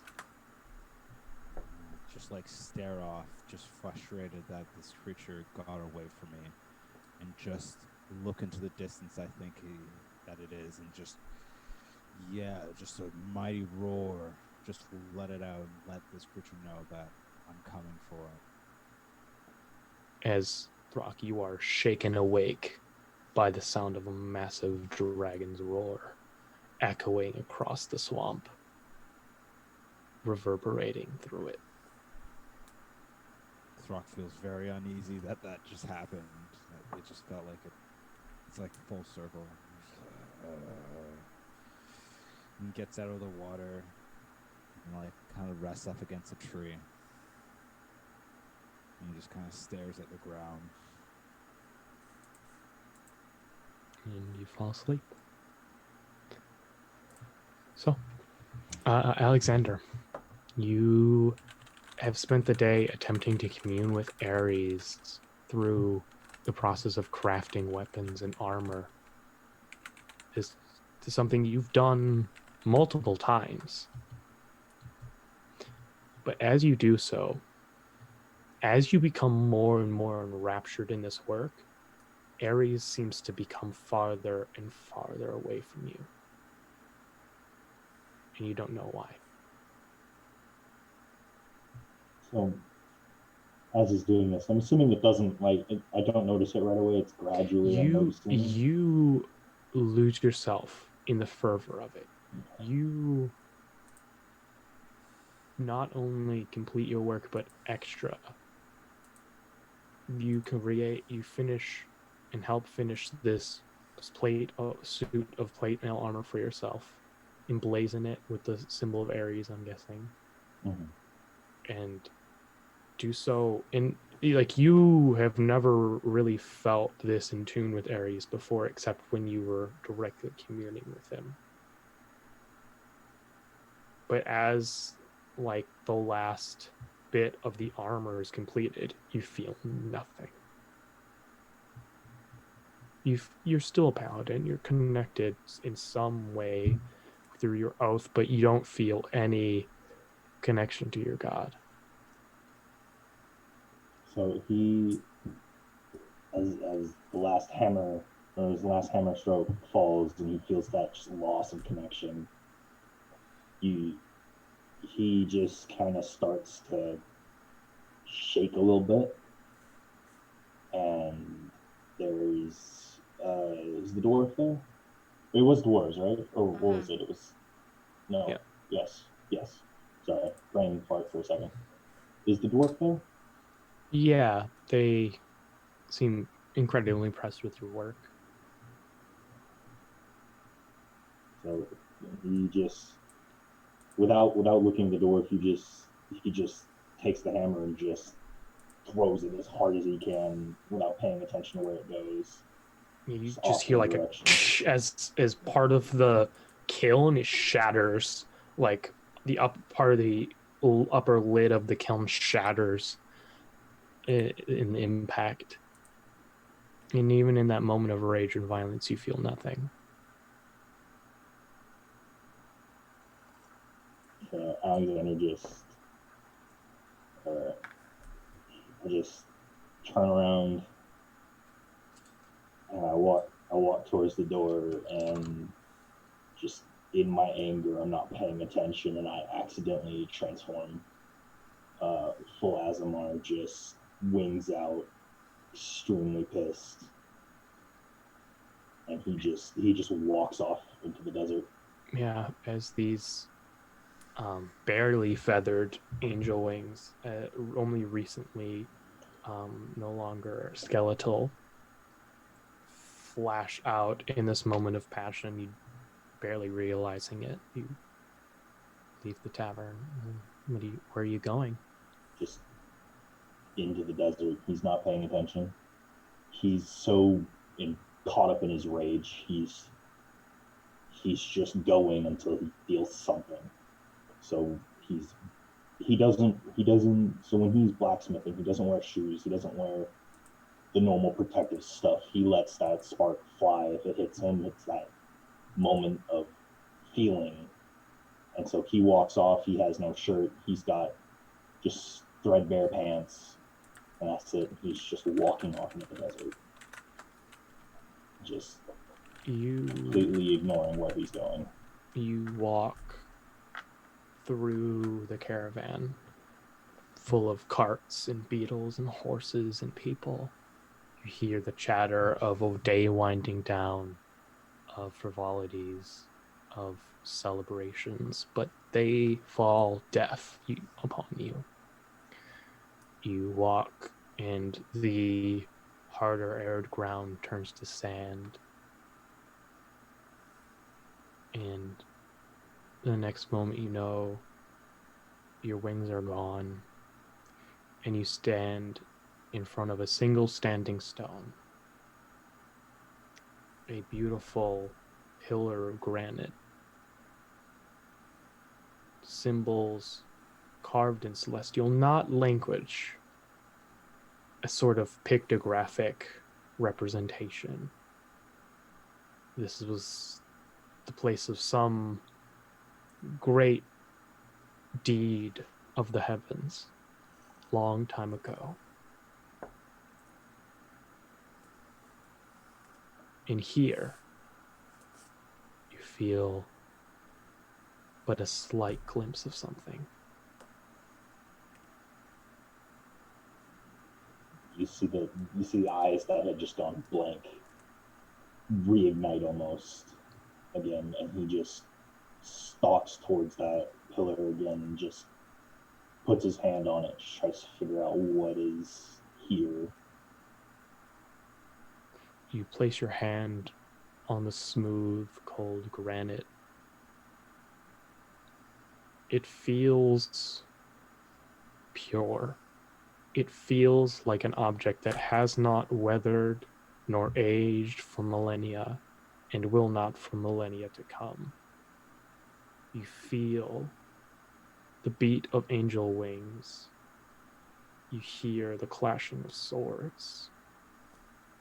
What do you do?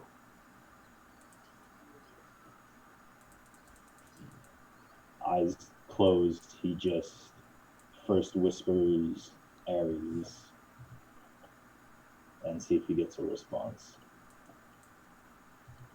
You speak the name of your god, who you committed acts of such heroism to even follow. And you see the pillar rumbles. It does not move, but you feel it start to vibrate with that word. You think you can ask a question.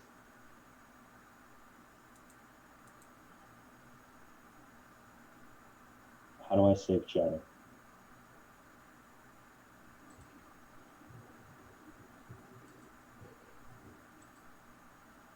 You see your mother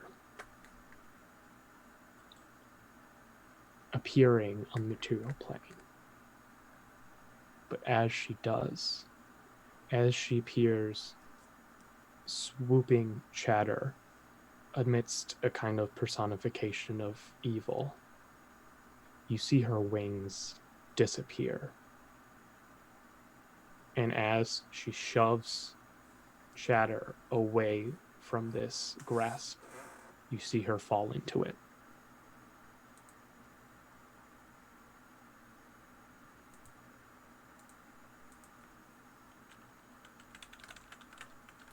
You think you could ask another?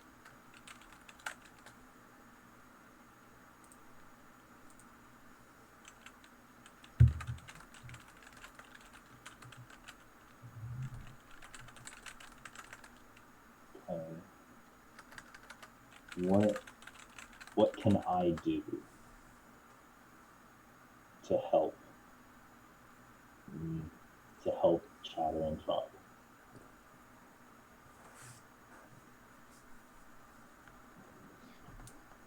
You see,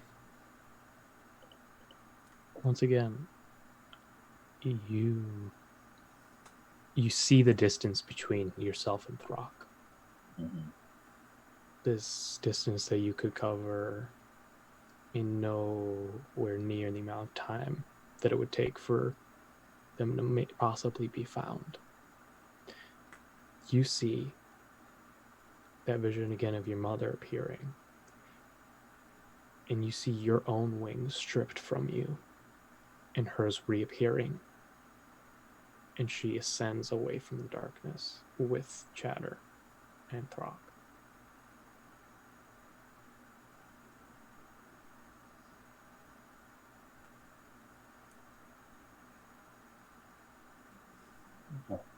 Alexander takes his hand off the pillar. I was gonna say, you think you could ask one more question, Okay. but at this point, the vibrations within this pillar are intense.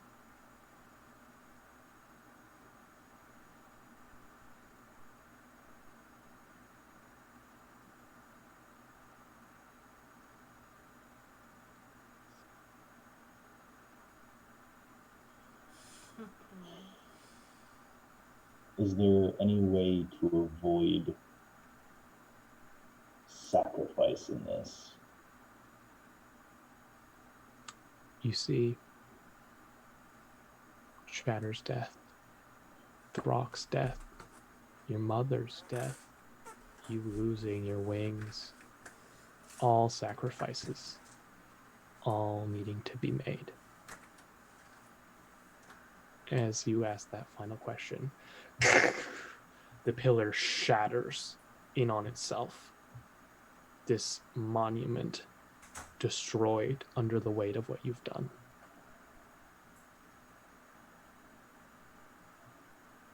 As the granite turns to sand, and there's simply now some whiter sand on top of this hill. Okay. Alexander will head back towards the blacksmith, and whether or not he gets sleep or not that night, he fixes the kiln. I'll say it's not that difficult. You can. Okay. He fixes the kiln and then he goes to sleep. He doesn't speak with us right now. He knows what he has to do. He just doesn't know how to do it. So you're not going to speak to any of the others? No. If anyone tries to engage him at all, there's just an absolute blank. Like he's not even there right now. Okay. He's completely gone. All right. He has things to do. He just doesn't know how to do them. Unless there's anything else you all are going to do during the evening, then you all have a long rest. Throck, you definitely wake up first. Well, other than well, no, Andra's not a fall. Never mind. So Throck, you wake up first. Technically rested. It was not a restful sleep, but you do get your spells back. Yeah. First thing I do is I get up, I lean against the tree, focus, cast transport via plants, and then head back to a tree that's relatively close to the caravan. Yeah. It's a negligible distance from the caravan. Alexander, what are you doing in the morning? He will wake up and he will find. I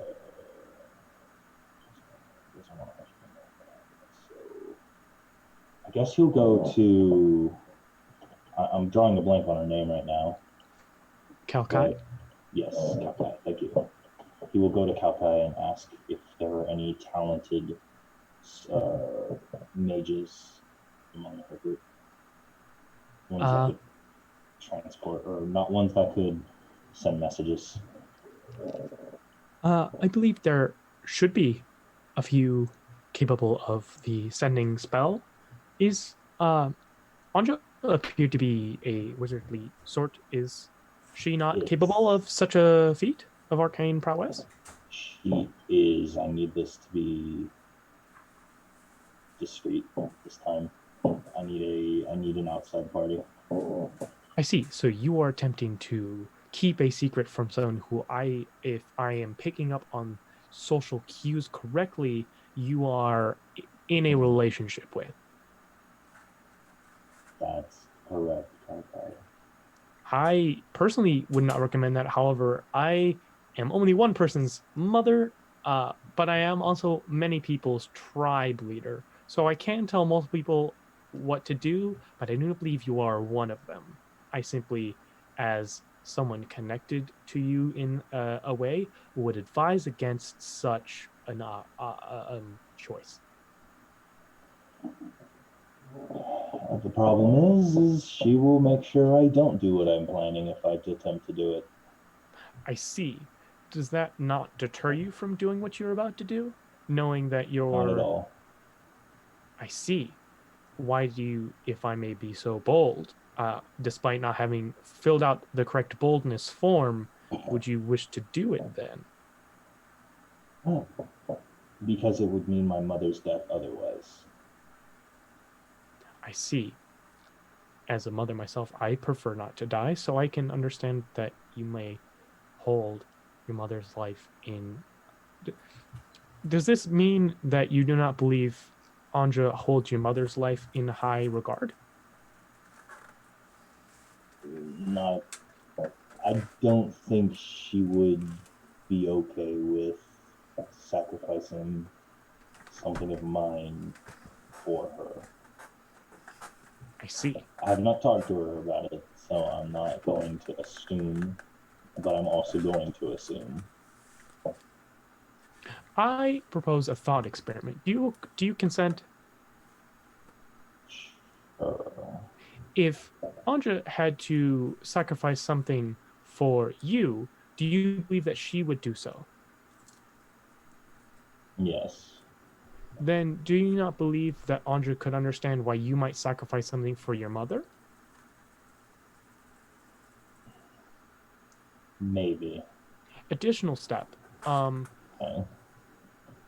I do believe I do not know the current status of Anja's mother in terms of aliveness. Not much. If she was, do you not think that Anja would also sacrifice something to keep her mother alive were she still alive? Yes. It's not that it wouldn't happen. If you look at it logically, yes, it makes sense. The thing is what I am giving up. That's why I just need to talk to somebody. If it's that much of a problem, I'll do it myself. No, But mine. I am capable of finding you someone to cast sending. I simply if it is not too bold, again, I shall fill out the boldness form as is at my earliest Please. convenience. I simply do feel a slight um, connection to you and your group, given the um, technically familial connection. So I So we are simply technically family. correct. So I simply um, am invested in future happiness and safety. Very well. And he just turns around and goes to find Anja. So Anja, Alexander didn't talk to you on. And Alexander, did you even go to sleep in the same bed as Anja, or did you get your own room and brood? He went to the same room as usual. He was just She's so completely just like knocked out and exhausted. Like she probably like recognizes his body weight in the bed and will like at one point roll over and like wrap herself around him like she normally does. But like that's like the extent of her awareness because like yo, third, fourth, fifth level, sixth level spell slots and redoing that, like that is exhausting. Like, you both had a long day. That's So, a, but as yeah. as you're probably still like getting ready in the room, Alexander comes back. by the way, Alexander got up at like the ass crack of dawn. By the way. Yeah, she's not So. surprised. She's like, hey, I think it's another long day.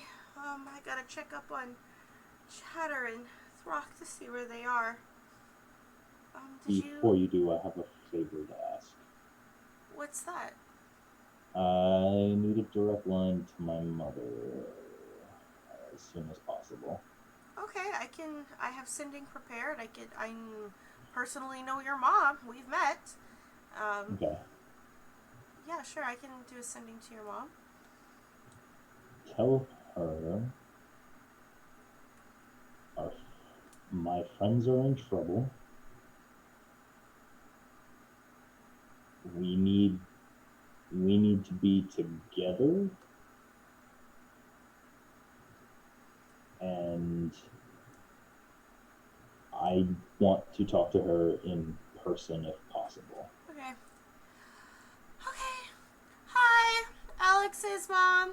It's Anja. Sorry, I'm tired. Our friends are in trouble, and Alexander needs to talk to you right away. What's the name of this caravan? It is the Vernai tribe. In Vernai tribe. And I'm going to send that to her. Okay, I need you to roll me That's d20. what that was. Now I roll a I nat was trying to 20. remember what I just had written down. Now I roll a nat 20. Like, Well, yeah. yeah, I mean, it was a 20% chance of not working. Right. So the response you get back is essentially like driving through a tunnel levels of interference. So you get back teleportation. It's difficult. Only one friends near where one way only.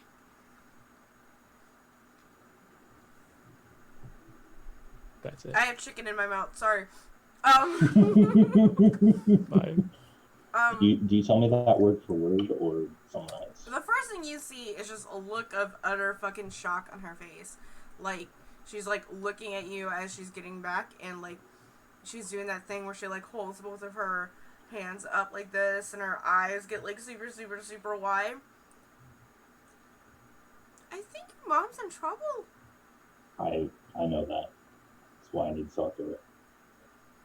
She said teleportation was really difficult and only could find one of our friends. Does she already know that she's supposed to help our friends? Make an insight check, Anja. Okay. 16. I think 14 or 16. Let me check. You think that actually that means she can go one place. So if she shows up like with you all to talk, she can't teleport anywhere else. Okay. And then she has the same problem as you all. Okay, yeah, so doing a 15. So she can only teleport, I think she can only teleport one time. So she can either come and talk to you or get one of our friends out. Okay. Can you message her back? In an hour, teleport to where teleport to where Chatter is in an hour. I'm gonna be honest, I know for a fact Throck is the one that's in way more danger. You Yes, know that but Throck can teleport. I was about to say Throck can teleport. Okay, I forgot about Chatter that. cannot. Yeah. So Okay. You know Chatter's- Throck can teleport, and you know that the Gith aren't chasing Chatter, and the dragon doesn't care about Chatter. Okay. Yeah. Cares about Throck, right? But Throck can teleport, so it's only reasonable to assume that he got out. I have So- chicken in my mouth. Okay. I'm gonna do another sending to. Yeah. As soon as she starts that sending, I'm leaving to go talk to Kalkai again that way. So you said in an hour, go to where Chatter is? Yes. Okay. I will send that. I will relay that message to Okay, roll another d20. 12. All you hear is the word understood. Okay. I'm going to Kalkai. So I'm asking her. Here, I have, you see like 5-page form. This is for all of the undocumented boldness. My apologies. I have this for you now. And he puts it in his pack. No need to thank me. This is simply proper procedure. Okay, I need someone who can either teleport me or make me a scroll. Where would you? Within 5 minutes. I believe that will be exceptionally difficult. That as there wouldn't, to my knowledge, be no one capable of such teleportation in the caravan.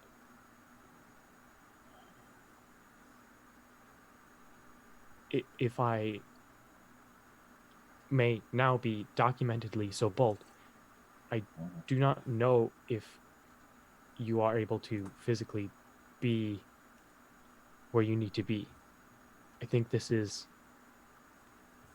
I have an exceptionally small amount of context for this entire situation, which is indeed quite vexing when attempting to give solid, helpful, actionable advice.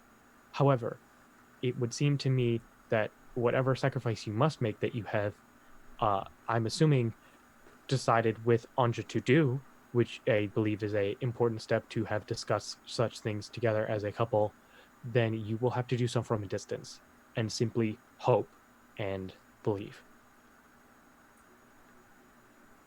Okay. I turn around and I just go and I find Anja again. She's fully And dressed. I kind of just. Okay. I mean, she never got out of her pajamas yesterday, so today she's Yeah. making it a point before shit gets started to get fucking dressed. Okay. Hey, where did you go? Okay. So I heard you were doing drugs, not getting dressed, and that's why I was very confused. She's doing drugs. Just mimosas, yo. Like. Yeah. Okay. But anyway, Mm-hmm. now that my brain is not being dumb, That's Val that does drugs. Not, I mean. yeah, fair enough. No, you just see Alexander come in again. I have a request. Okay. Don't stop me from doing what I'm going to do. Well, that's very vague, and I at least need to know what you're going to do so that I'm prepared for that. If I knew, that would be the better thing. If I knew, then I could tell you what I'm going to do. All I know is that So you don't know what you're going to do? A sacrifice is required. That's all I know. I'm not dying, I'm pretty sure. Okay. I mean, they're our friends, right? What are you sacrificing? I'm not entirely sure if this is only about our friends. Oh? So I had a thing yesterday while I was making the armor, while I was running the Ares. It was, except for the one time I actually was like physically communing with him. Mm-hmm. It was the closest I had been to Ares, period. As soon as I finished, I lost almost all of the connection. I don't know why. Oh. I handled it just about as well as you thought I would. Did she And just stormed walk off into the desert. night, like into the desert? Like, is that okay? Yep. I found a granite pillar. It showed me some things, and it showed me something I have to do. Okay. What do you need to do? I'm not sure yet. I only know that I have to do it, and I'm pretty sure I'll know what to do when it comes down to it. And that's the problem. Oh, I think that here's the thing. You get one, and you need to make sure that I know that it's the one that you're doing, because otherwise I have to hold you accountable for not scrupulous, wonderful things, because you tend to do stupid things, and I need to make sure that the one stupid thing that you do is supposed to be the stupid thing that you do, not just your average level of things. Alex, you're stupid. First of all, ow. Second of all, It's okay, you're pretty. Yeah. I think I know. I think I know what I have to do. Okay, well, give me a hint here. What am I looking out for? My wings? You're gonna give up your wings? I'm pretty sure. I'm not sure what that's gonna mean. That's gonna hurt. No duh. Can I roll an insight on that? In Just like, what does it mean for an... Because I know, like, Alex is a fallen Aasimar, right? Yeah, so that sounds like a religion check. Okay, to I'll me. roll a religion check. Wait, I can just do this now that I'm not stuffing my face with karage. I can just do religion check. Well, fried chicken, you would. Okay. An 11. You don't I have no even know idea. if that's possible. Oh, that's interesting. Yeah, you don't know what that would mean.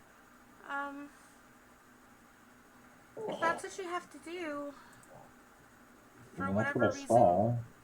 you have to do it, I mean, I won't stop you if that's what you want. I mean, it's that, or I'm pretty sure everyone dies. Okay, like, that's just wings. You don't actually use them to fly, right? Like, if you need to fly, I can do that for you. I felt the sensation of flying before with them, but I don't think that. I think that was more one-time kind of thing. Okay, well, I mean, before my wings were all nasty and well, like, bone. nobody yeah, I could actually, fly. like, needs extra body parts. Like, there are some things that we as, like, beings can just do without. I don't have all of my body parts, so if you want to just take out some of your body parts for, like, the sake of a sacrifice that's going to help us for the greater good in the long run, then I think that's... I'm not going to stop you from that. That's a question for another day. I'm writing that down for a moment. So I Wait, don't what forget. question? You just see him immediately pull out his journal and write something down. Oh, no, wait, what That's is it. that? What is that? I'm going to, like, It- try and, like, look and see if I can get it. It's written. It is written in which language was he using for the journal? I have to remember which language he was using. 1 second. I don't have it. I hate my life. I don't have it written down. There. This isn't the salient point, so we'll just say it's a language Yeah. you can't outwardly read yet. Okay. Yeah. Because I do know some languages. Yeah. I don't know Um, Gith, and I 'cause I'm don't know guessing- Celestial. Yeah. I'm guessing Alexander It's in would do one. Celestial, probably. There you then. go. Like Alexander would also probably know the languages you know. Yeah, I kind of like wrinkle my nose, and it's like, why aren't you telling me what you're writing? I will but learn it's- comprehend languages at some point. It's not hard. It is a completely mundane question. The only reason I'm not asking now is because it doesn't matter. Just go ahead But and I ask don't it. want to forget about it. Just go ahead No. and ask it. Like, just ask it. Like, we have a moment. Just ask it. He has already moved on. She hasn't. That's fine. He has sat Alexander. down cross-legged. You He's sat feel down a cross-legged. loom of shadow of drow energy like just go over you, and I would like to use my nat 20 for an intimidation check. Local area man tempts fate. Okay. So I'm technically immune to fear if you really want to do like no, that. it's not fear. It's just it's intimidation. It's not the frightened condition, Yeah. Okay. Alexander. It's- I was hoping it would be. Listen, It's something listen, worse. We need It's to. the ire of a significant other. Listen, we need an excuse to spam this emote in chat, okay? Like, Fair enough. Wait. altogether Oh, with a nat 20, her intimidation would be a 22. So Do I need to roll against it? I mean, listen, you can do whatever you want. It's just you can tell if you don't just ask the question, I'm just not gonna be happy, and you don't know what she's gonna do to you if you don't, or not do to you. Fair enough. He just kind of stutters out, what body parts are you missing? Oh. You know, and she, like, points to her pelvic region. The oven and these. Oh. You just see him go, just like for a second go, wait, what? And then it clicks. Yeah. Oh, didn't know that. I will think about that. About my lack of oven? Yes. Okay, I don't understand why you have to think about it. It's not there. Why? So we're gonna transition. Please. Jose, Proserpina, are you doing anything Eat some chicken. before going, just like eating breakfast? Tanguzi's actually gonna, yeah, he's actually gonna like knock on Prospina's door because like, yeah, after like I presume like after he like came in for a smoke, like she didn't come out. Oh, whoa, whoa, whoa, whoa. Give me a second. I put on my tunic so I'm not completely naked. Yep. And then I open the door. Oh, Uh, yeah, I don't do this often, but morning after, it's good. You you probably don't know. Never mind. I just it comes after the night, yes. yes. And just wanted you're okay, right? How much longer till our clothes we ordered are going to be ready? Uh, Follow me. Let's go check, and you can. I I would like to know why you asked that question, but yeah, Let me finish getting dressed. You can come on in. okay. And as I pull on my gear on that I normally wear, I talked to Miss Lady Hareen. She said it's not a sending stone conversation, and she said she's gonna come and see me as soon as she can.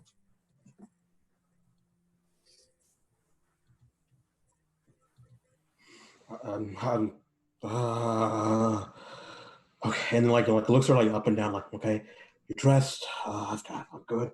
My stuff. Let's go. Let's go right now. Let's go right now.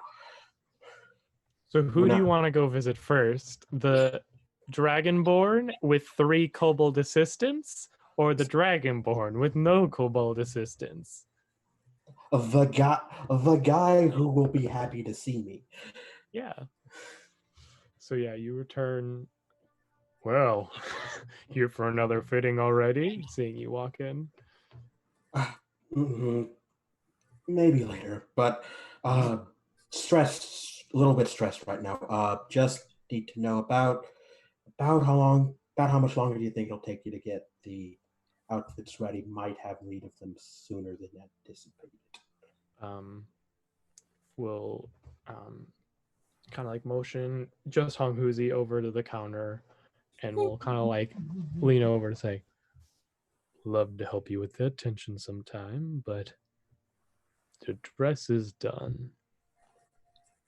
If that helps at all. It does. That's good to hear. Gives you like a vague Dragonborn smile, and we'll head to the back. And we'll come out.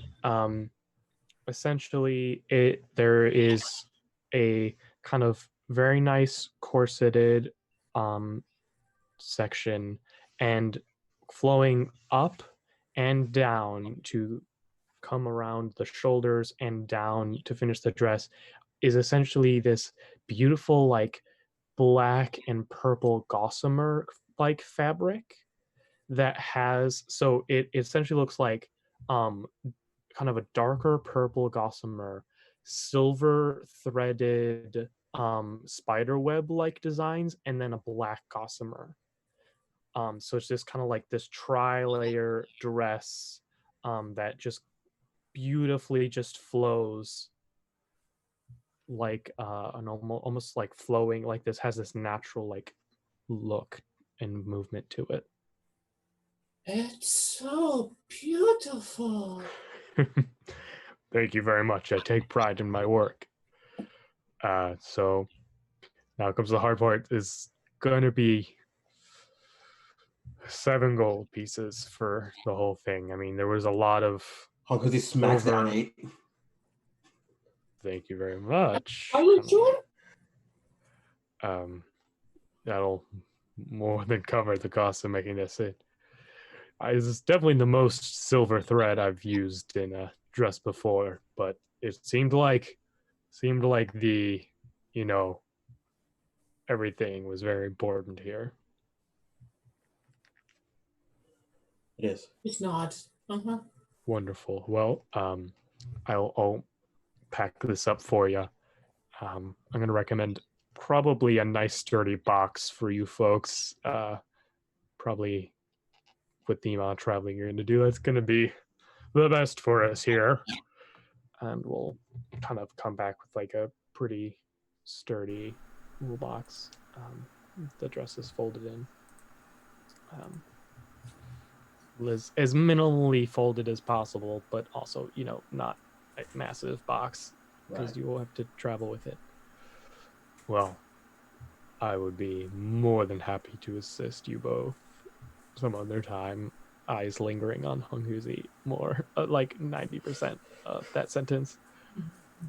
But seems like maybe you folks there, your heads have already left, I think. Yeah, just when I'm not quite so wired, I'll probably be back. But we did. There was an outfit commissioned. About another outfit commissioned. Do you know about how long that'll take you? You talking about your outfit? Yeah. Like I what was like did that just get finished while they were? Okay. Oh, yeah, no, he 100%. He stayed up all night working on that with you. Okay. So trying it on, taking it off, putting it back on, taking it back off, all that good stuff. So you have just like an immaculate, essentially, suit with like purple and kind of spider web. Basically, it like looks like it comes off of your eye tattoo. Like there's just like that side of the suit has this like it's one of those very subtle patterns that only when you catch it just right, it does it then like light up with the like spider web. Okay. So in that case, let's rewind that back a little because obviously I would know. I would remember that. I wasn't, especially since I can't even drink anymore. Yeah. But okay. So okay. That's very good to hear. Yeah. When, as you might suspect, there's been some other stuff, but I'll be back once that business is taken care of. I'll be here. Yeah. Great. So you two head out of there. Are you gonna go to the other dress shop? Honghuzi like starts like walking back to like the hotel, like he's like he doesn't mention them, and if Proserpina does it, he'll just walk all the way back there. He's not gonna bring him up. Oh, are we going back already? We done? Yep, we got the clothes we need. You think it'll be enough? Yeah, unless she's probably not just going to. It's enough. In the worst case, I can make some excuses, maybe take a little blame. We need enough for one night, and the rest we can just write off as traveling. Okay. I'm hungry. So you both head to the tavern, and I will say you are all five. Or so, Alexander and Andre, are you then gonna head downstairs to the common room, or Alexander, are you staying in the like room with Andre in your room? He's making sure to keep a very close eye on time. But other than that, yeah, he goes down to get something to eat. So all five of you, Throck included, you all kind of enter the common room in the tavern about the same time. Throck! There's one. Where's Chatter? And like a Hungry's just gonna look straight at Anja. I can find him. I can find him. And I'm taking care of it. What do you mean taking care of it? We already got Chatter clear. He's not being chased. There's other problems that need to be solved anyway. Two birds with one stone, if you will. What? I'm hogging Throck. Don't worry about it. Wrapped around him. Boss. I'm It's something all to I'm do saying this is month. that Alania joins in the hug. Oh, yay! Group Oh, hug. group hug! No, it's not necessary. You're getting flashbacks to when the strange khaki man wrestled you. Starts pushing people off. Alexander, while they're all focused, is gonna pull Humphreys away. Yeah, he'll come with. He's not gonna resist. My mother is in trouble right now.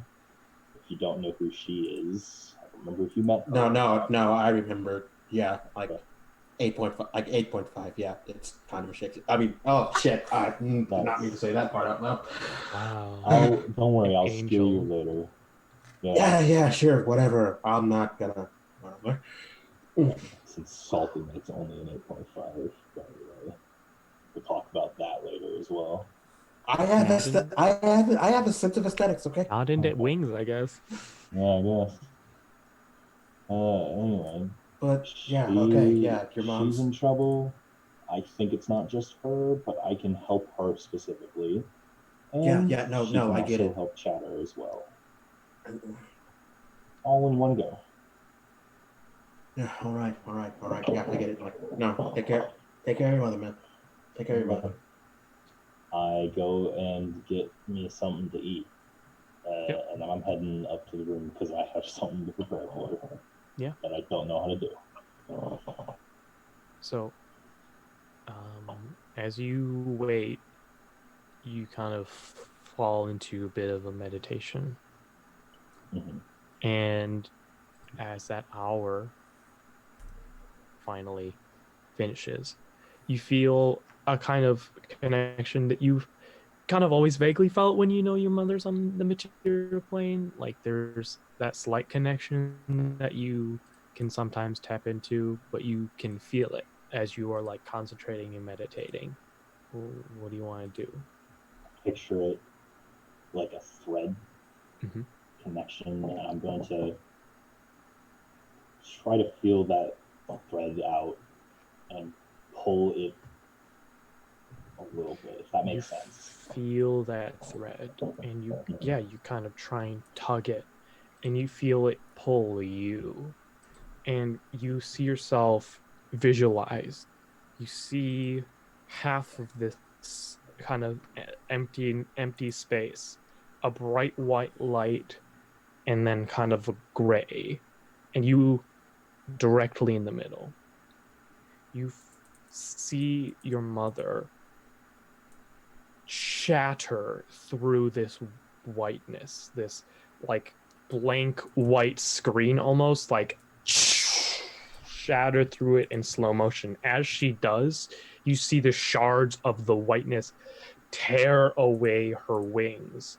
You hear her scream in pain, and you see her descent. She can't glide. You see her gliding towards that grayness that you are half in. I will transform fully as a marker form and just concentrate on my wings and just try to picture them on her. You create your Azamar wings. As you do, you feel yourself shifting more towards that whiteness as you enter more of that glowing realm. Deep breath, and I just reach back, feel the wind a little bit. I hope this is right.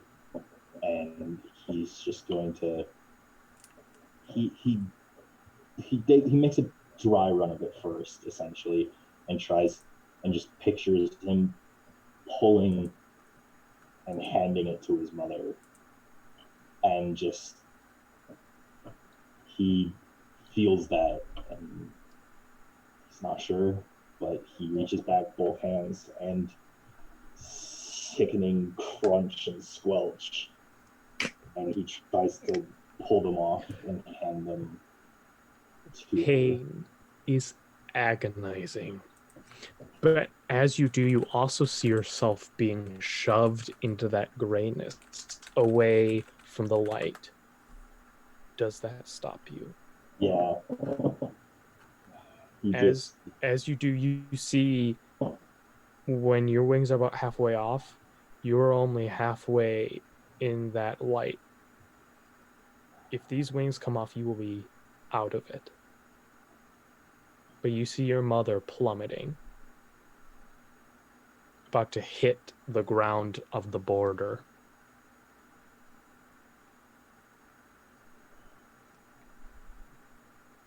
before he can stop himself, just all the way off. Try to hand them to her. Anja, are you in the room with him?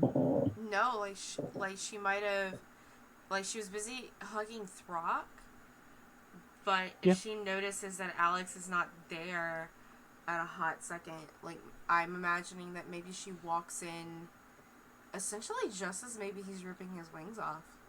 Yeah, I'm you gonna just say, see. Yes. If I could take a step back from that for a second, Mhm. because my brain is thinking of two different things at once. Mhm. Before he rips off, he's doing that thing that people do when they can't decide, and like rubbing their temples, sitting here trying to think. Yeah. And he's just going to reach out through that connection again that he feels and attempt that pull motion again on the thread. What do you want to happen?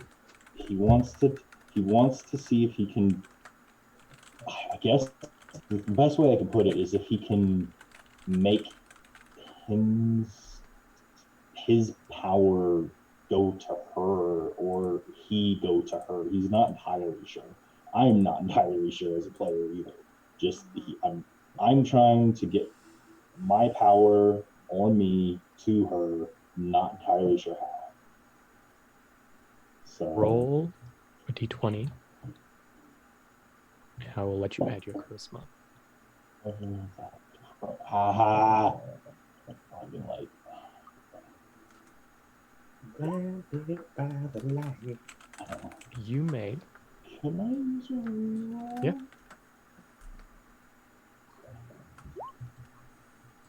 14. It's better than a 13. Spend as many spell slots as you like, and I will take that into account. I have 11 spell slots. Mm-hmm. All those spell slots are going straight in. All right. You feel...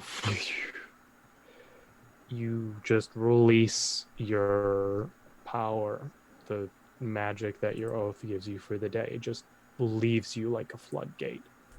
And you see the scrapes and scarring that your mother took crashing through this barrier heal, but she still is wingless.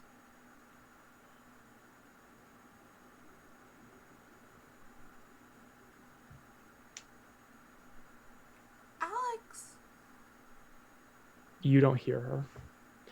You see Alex in a meditative pose, eyes just blank, I'm gonna like pure white. go over to him and is his wings in his hand?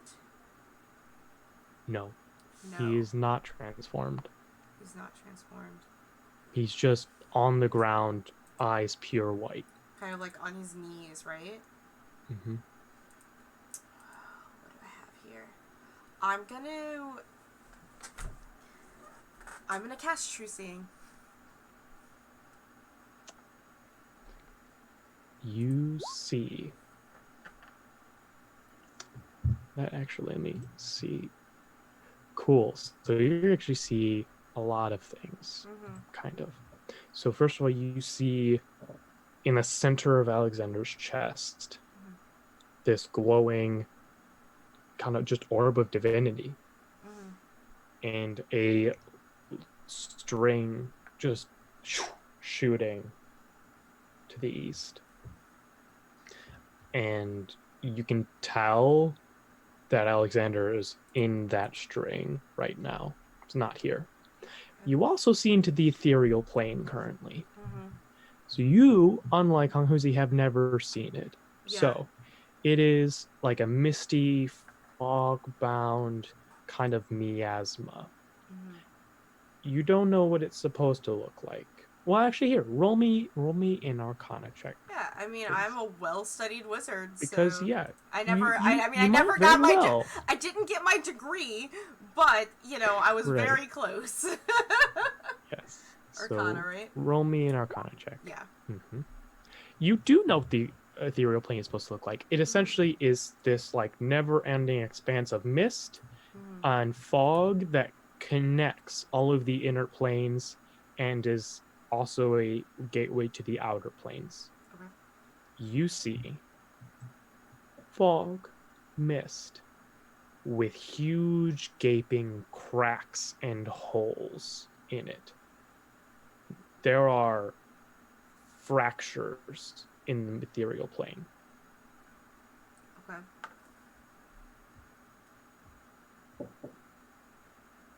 Do you want to do anything, or are you just gonna So wait and see what happens? I see happens to cracks in Alexander? the ethereal plane, and I Yeah. essentially see Alex connected to this thread. Mhm. Can I grab the thread?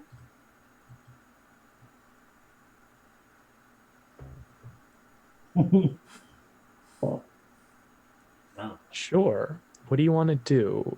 I want to grab the thread and see if it expands my true seeing, to see what's at the end of the thread. You grab the thread, make a charisma saving throw. Oh, jeez. Do I get Alex's aura? No, he's not currently conscious in his body. Gotcha. Okay, that is an important distinction to know. Yep. Yo, I'm gonna use a reroll. I'm gonna use a reroll. Okay, it's not as bad, but still, it's not a nat one. You see what I've described to Alexander. Okay. So you see Alexander, wings half ripped off, Mm-hmm. on the border of this grayness and whiteness, and you see his mother, seeming like fine but wingless, Okay. colliding in the ground. She's colliding to the ground. Oh yeah. True seeing is not a concentration check. I'm gonna cast fly on his mom. So you think that you're not there. Okay, I'm not there. This is Okay. not a physical location. Oh, okay. So, you're not gonna say don't cast fly, is what you're saying. This is the Yeah. this is the connection between Asimar Okay. and the An angel and their celestial being. Gotcha. Yeah. I play so many fucking Azamar. I should fucking know this. Not really. So, This is I know. Kelvin Ball. I know. I look at his mom, and then I look at him, and she's just plummeting to the ground, or is she okay? Yeah. No, she looks uninjured at this point, except for missing the angelic wings, but she is plummeting at like exceptionally fast speeds. But I'm not there. I'm just essentially seeing through the thread. Yes. I will say, you think you could put magic into this with Okay. a slight bit of intention, or you think you could send a message and that's it? You could do one of those two once with that Send charisma magic save. in here with an intention. But you don't really know what that would do, or you could say something to Alexander. You see he's like, you see like magic leaving him, and his hands are like on his wings and they're half torn off. I'm gonna channel through Alex, since I can send magic through Alex. That's what you said, right? Yeah, sure. To see if I can't use him as a conduit to cast Dimension Door underneath his mom. Okay, so what I'm going to say is Yeah. I need you both to make spellcasting ability checks to try and beat a combined DC. Okay. So. So a D- you a D20. intelligence, Okay. in Okay. charisma. So, all right. Like Spell making check. a spell attack, correct? No, so just charisma, just intelligence. Okay, so Okay. I get a plus. And I have a combined DC that you need to collectively beat, Okay. essentially. I'm going to, if it's okay with you, use my natural 20. Of course it's okay with me. Yeah. So that should be a 25 from you. Yeah. Okay, come on, buddy. Oh my god, I have one more reroll. You also have natural 20s as well. No, I don't. I used mine to intimidate you. Oh. Good use of that. Let's Let's do be this. real, Let's it do was, this. though. Let's do this. Way fucking better. Like, thank you. Roll 20 gods. With the combined score of 45, Mm-hmm. you 49. no, 20 plus because 25 it's 20 is... plus 25. Oh, wait, yeah, that's not 24. Ignore me. Yeah. It's Okay, okay. count. So, Alexander, as you feel your magic leave you, you also feel a surge of something else, and you see your mother appear on the ground. As she does, she turns back to look at the hole that she shattered through. Mhm. You see somehow an even brighter light. It's not pure white. There are many facets to it, and it's not 100%. It's not something you can see on the material plane. And you see it is cracked. You see flaws in it where there should not be flaws. And you see that your mother can't reach it. It's above her. Make a, just roll me d20, please, Alexander.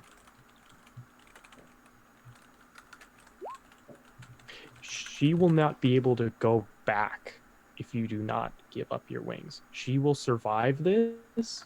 She will be able to get Chatter back, and eventually she could make her way back to you, but she will never be able to go back to the upper planes if you do not sacrifice your wings.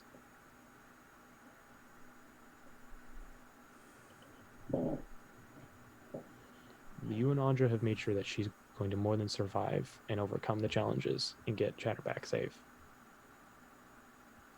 What do you do? As Andra, you now feel you can witness this, but you have no more sway here. Yeah, no more sway. The only thing I can do is in the actual personhood is hold Alex's hand. So what do you do, Alexander? This is the choice before you. Wings are in your hand, half torn off. They could still yet be replaced. Put back on you. So, I'm just gonna tell you my thought process on this. Actually, no. No, just tell me what you do. I'm just gonna.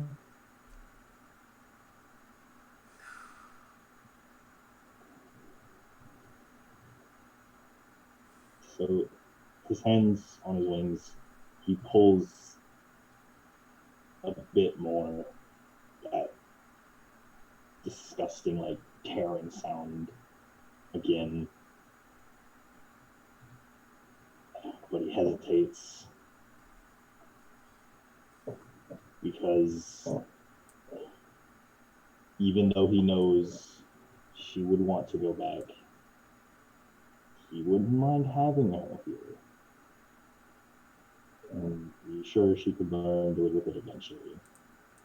You also know that has greater implications for her as an angel. Exactly. So You have lay on hands. yeah. You know that you could just put those wings back on and leave this vision.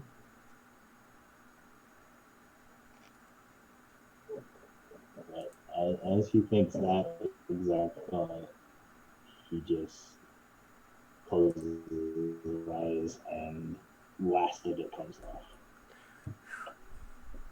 there, as you tear off your wings, you feel yourself shoved out of the bright white and into that grayness as Anja, you see Alexander literally get pushed back into the bed. Mm-hmm. And Alexander Bogmar, as you open your eyes, please describe to me what you look like as a human. So his before supernatural paleness is now a dark, like tan, like halfway between like white and black. He's very extremely tan. He's no longer has his unnaturally glowing eyes. He's just got regular, while still amber eyes. They're not glowing anymore. And his hair that was once black is now this almost auburn color. It's no longer that jet black color anymore. So he looks a lot more like fucking George, is what you're saying? Yeah. As Alexander wakes from his vision, Yandra, you see a human man before you, and that's where we'll have to leave off this episode of Revenge of the Gith. Thank you, everyone, for joining us. Shit, sir. What are you doing to this game?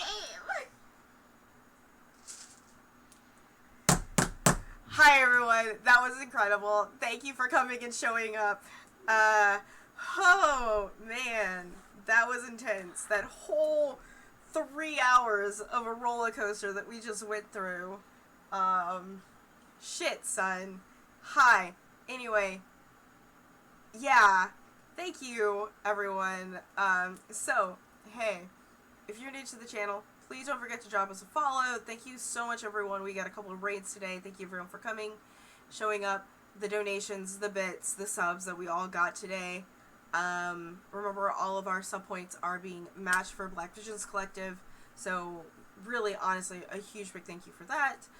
As far as the rest of the week on the channel, the next 7 days, normally we would be playing Pathfinder tomorrow, but we're taking off tomorrow because Mama's getting her hair did, and it take a while. Like, hey, it's in Canada, our salons are open safely again. So it takes a hot second to do stuff with this. So it's been since February. I need some R&R. That being said, we will be back again for sure on Monday with Blades in the Dark. We are taking Wednesday off completely, so we will not be back with this group on Wednesday because it is Canada Day here, which is essentially our 4th of July. So I'm taking the day off. There's a bunch of us that are moving physically in the party, so we're going to let that happen. But we will be pulling a double header on July 2nd where you can catch us for both the World of Ashenfell, which is D&D, and our Pathfinder 2e campaign. And also, not on this channel, but you can see myself and Robbie Rollins on Sunday at Nerdly Gaming as we venture into the world of Mask as we play our stupid children superheroes. So, because that's what they are. They're just little babies, and they're just superheroes. Little babu. So, yes, and Sanctum Cosplays is our game master, so our man in the chair. So please, join the Discord, keep in mind there. With that, let's go around. Everybody else, tell us where you can find you on the internet the next 7 days. All of that good stuff, because we love you and we want to support you. And yeah, we'll start with our good friend Obadiah. Go ahead and take us off. Hey, I am Obadiah. You can find me on Twitter at Jossadice, and you can find me on Twitch on Tuesdays and Fridays at 7 p.m. Central Standard Time streaming video games. And currently, I am streaming my second playthrough of Sekiro Shadows Die Twice. Currently, I am being murdered over and over again by my own father. Okay. Hi, I'm Ember, also known as the Forged King. Yeah, I think my dad just got home. Um, yeah, I'm Ember. I'm the Forge King. I have a Twitch channel. I was supposed to be streaming, but all this week I had lots of stuff planned. I had some Terraria planned. I got the stuff uploaded on my buddy's channel, but I wasn't able to stream because I had no internet since Friday. But yeah, tomorrow, before I go to work, I'm gonna be streaming Terraria. It's Journey's End Master Mode. It'll be my solo because the Bush is back at work now. But yeah, still doing the same charity we were. Every death equals money. And other than that, I have a Twitter that I never remember. Luckily, it's on in the Twitch chat right now. Yeah, there you go. Um,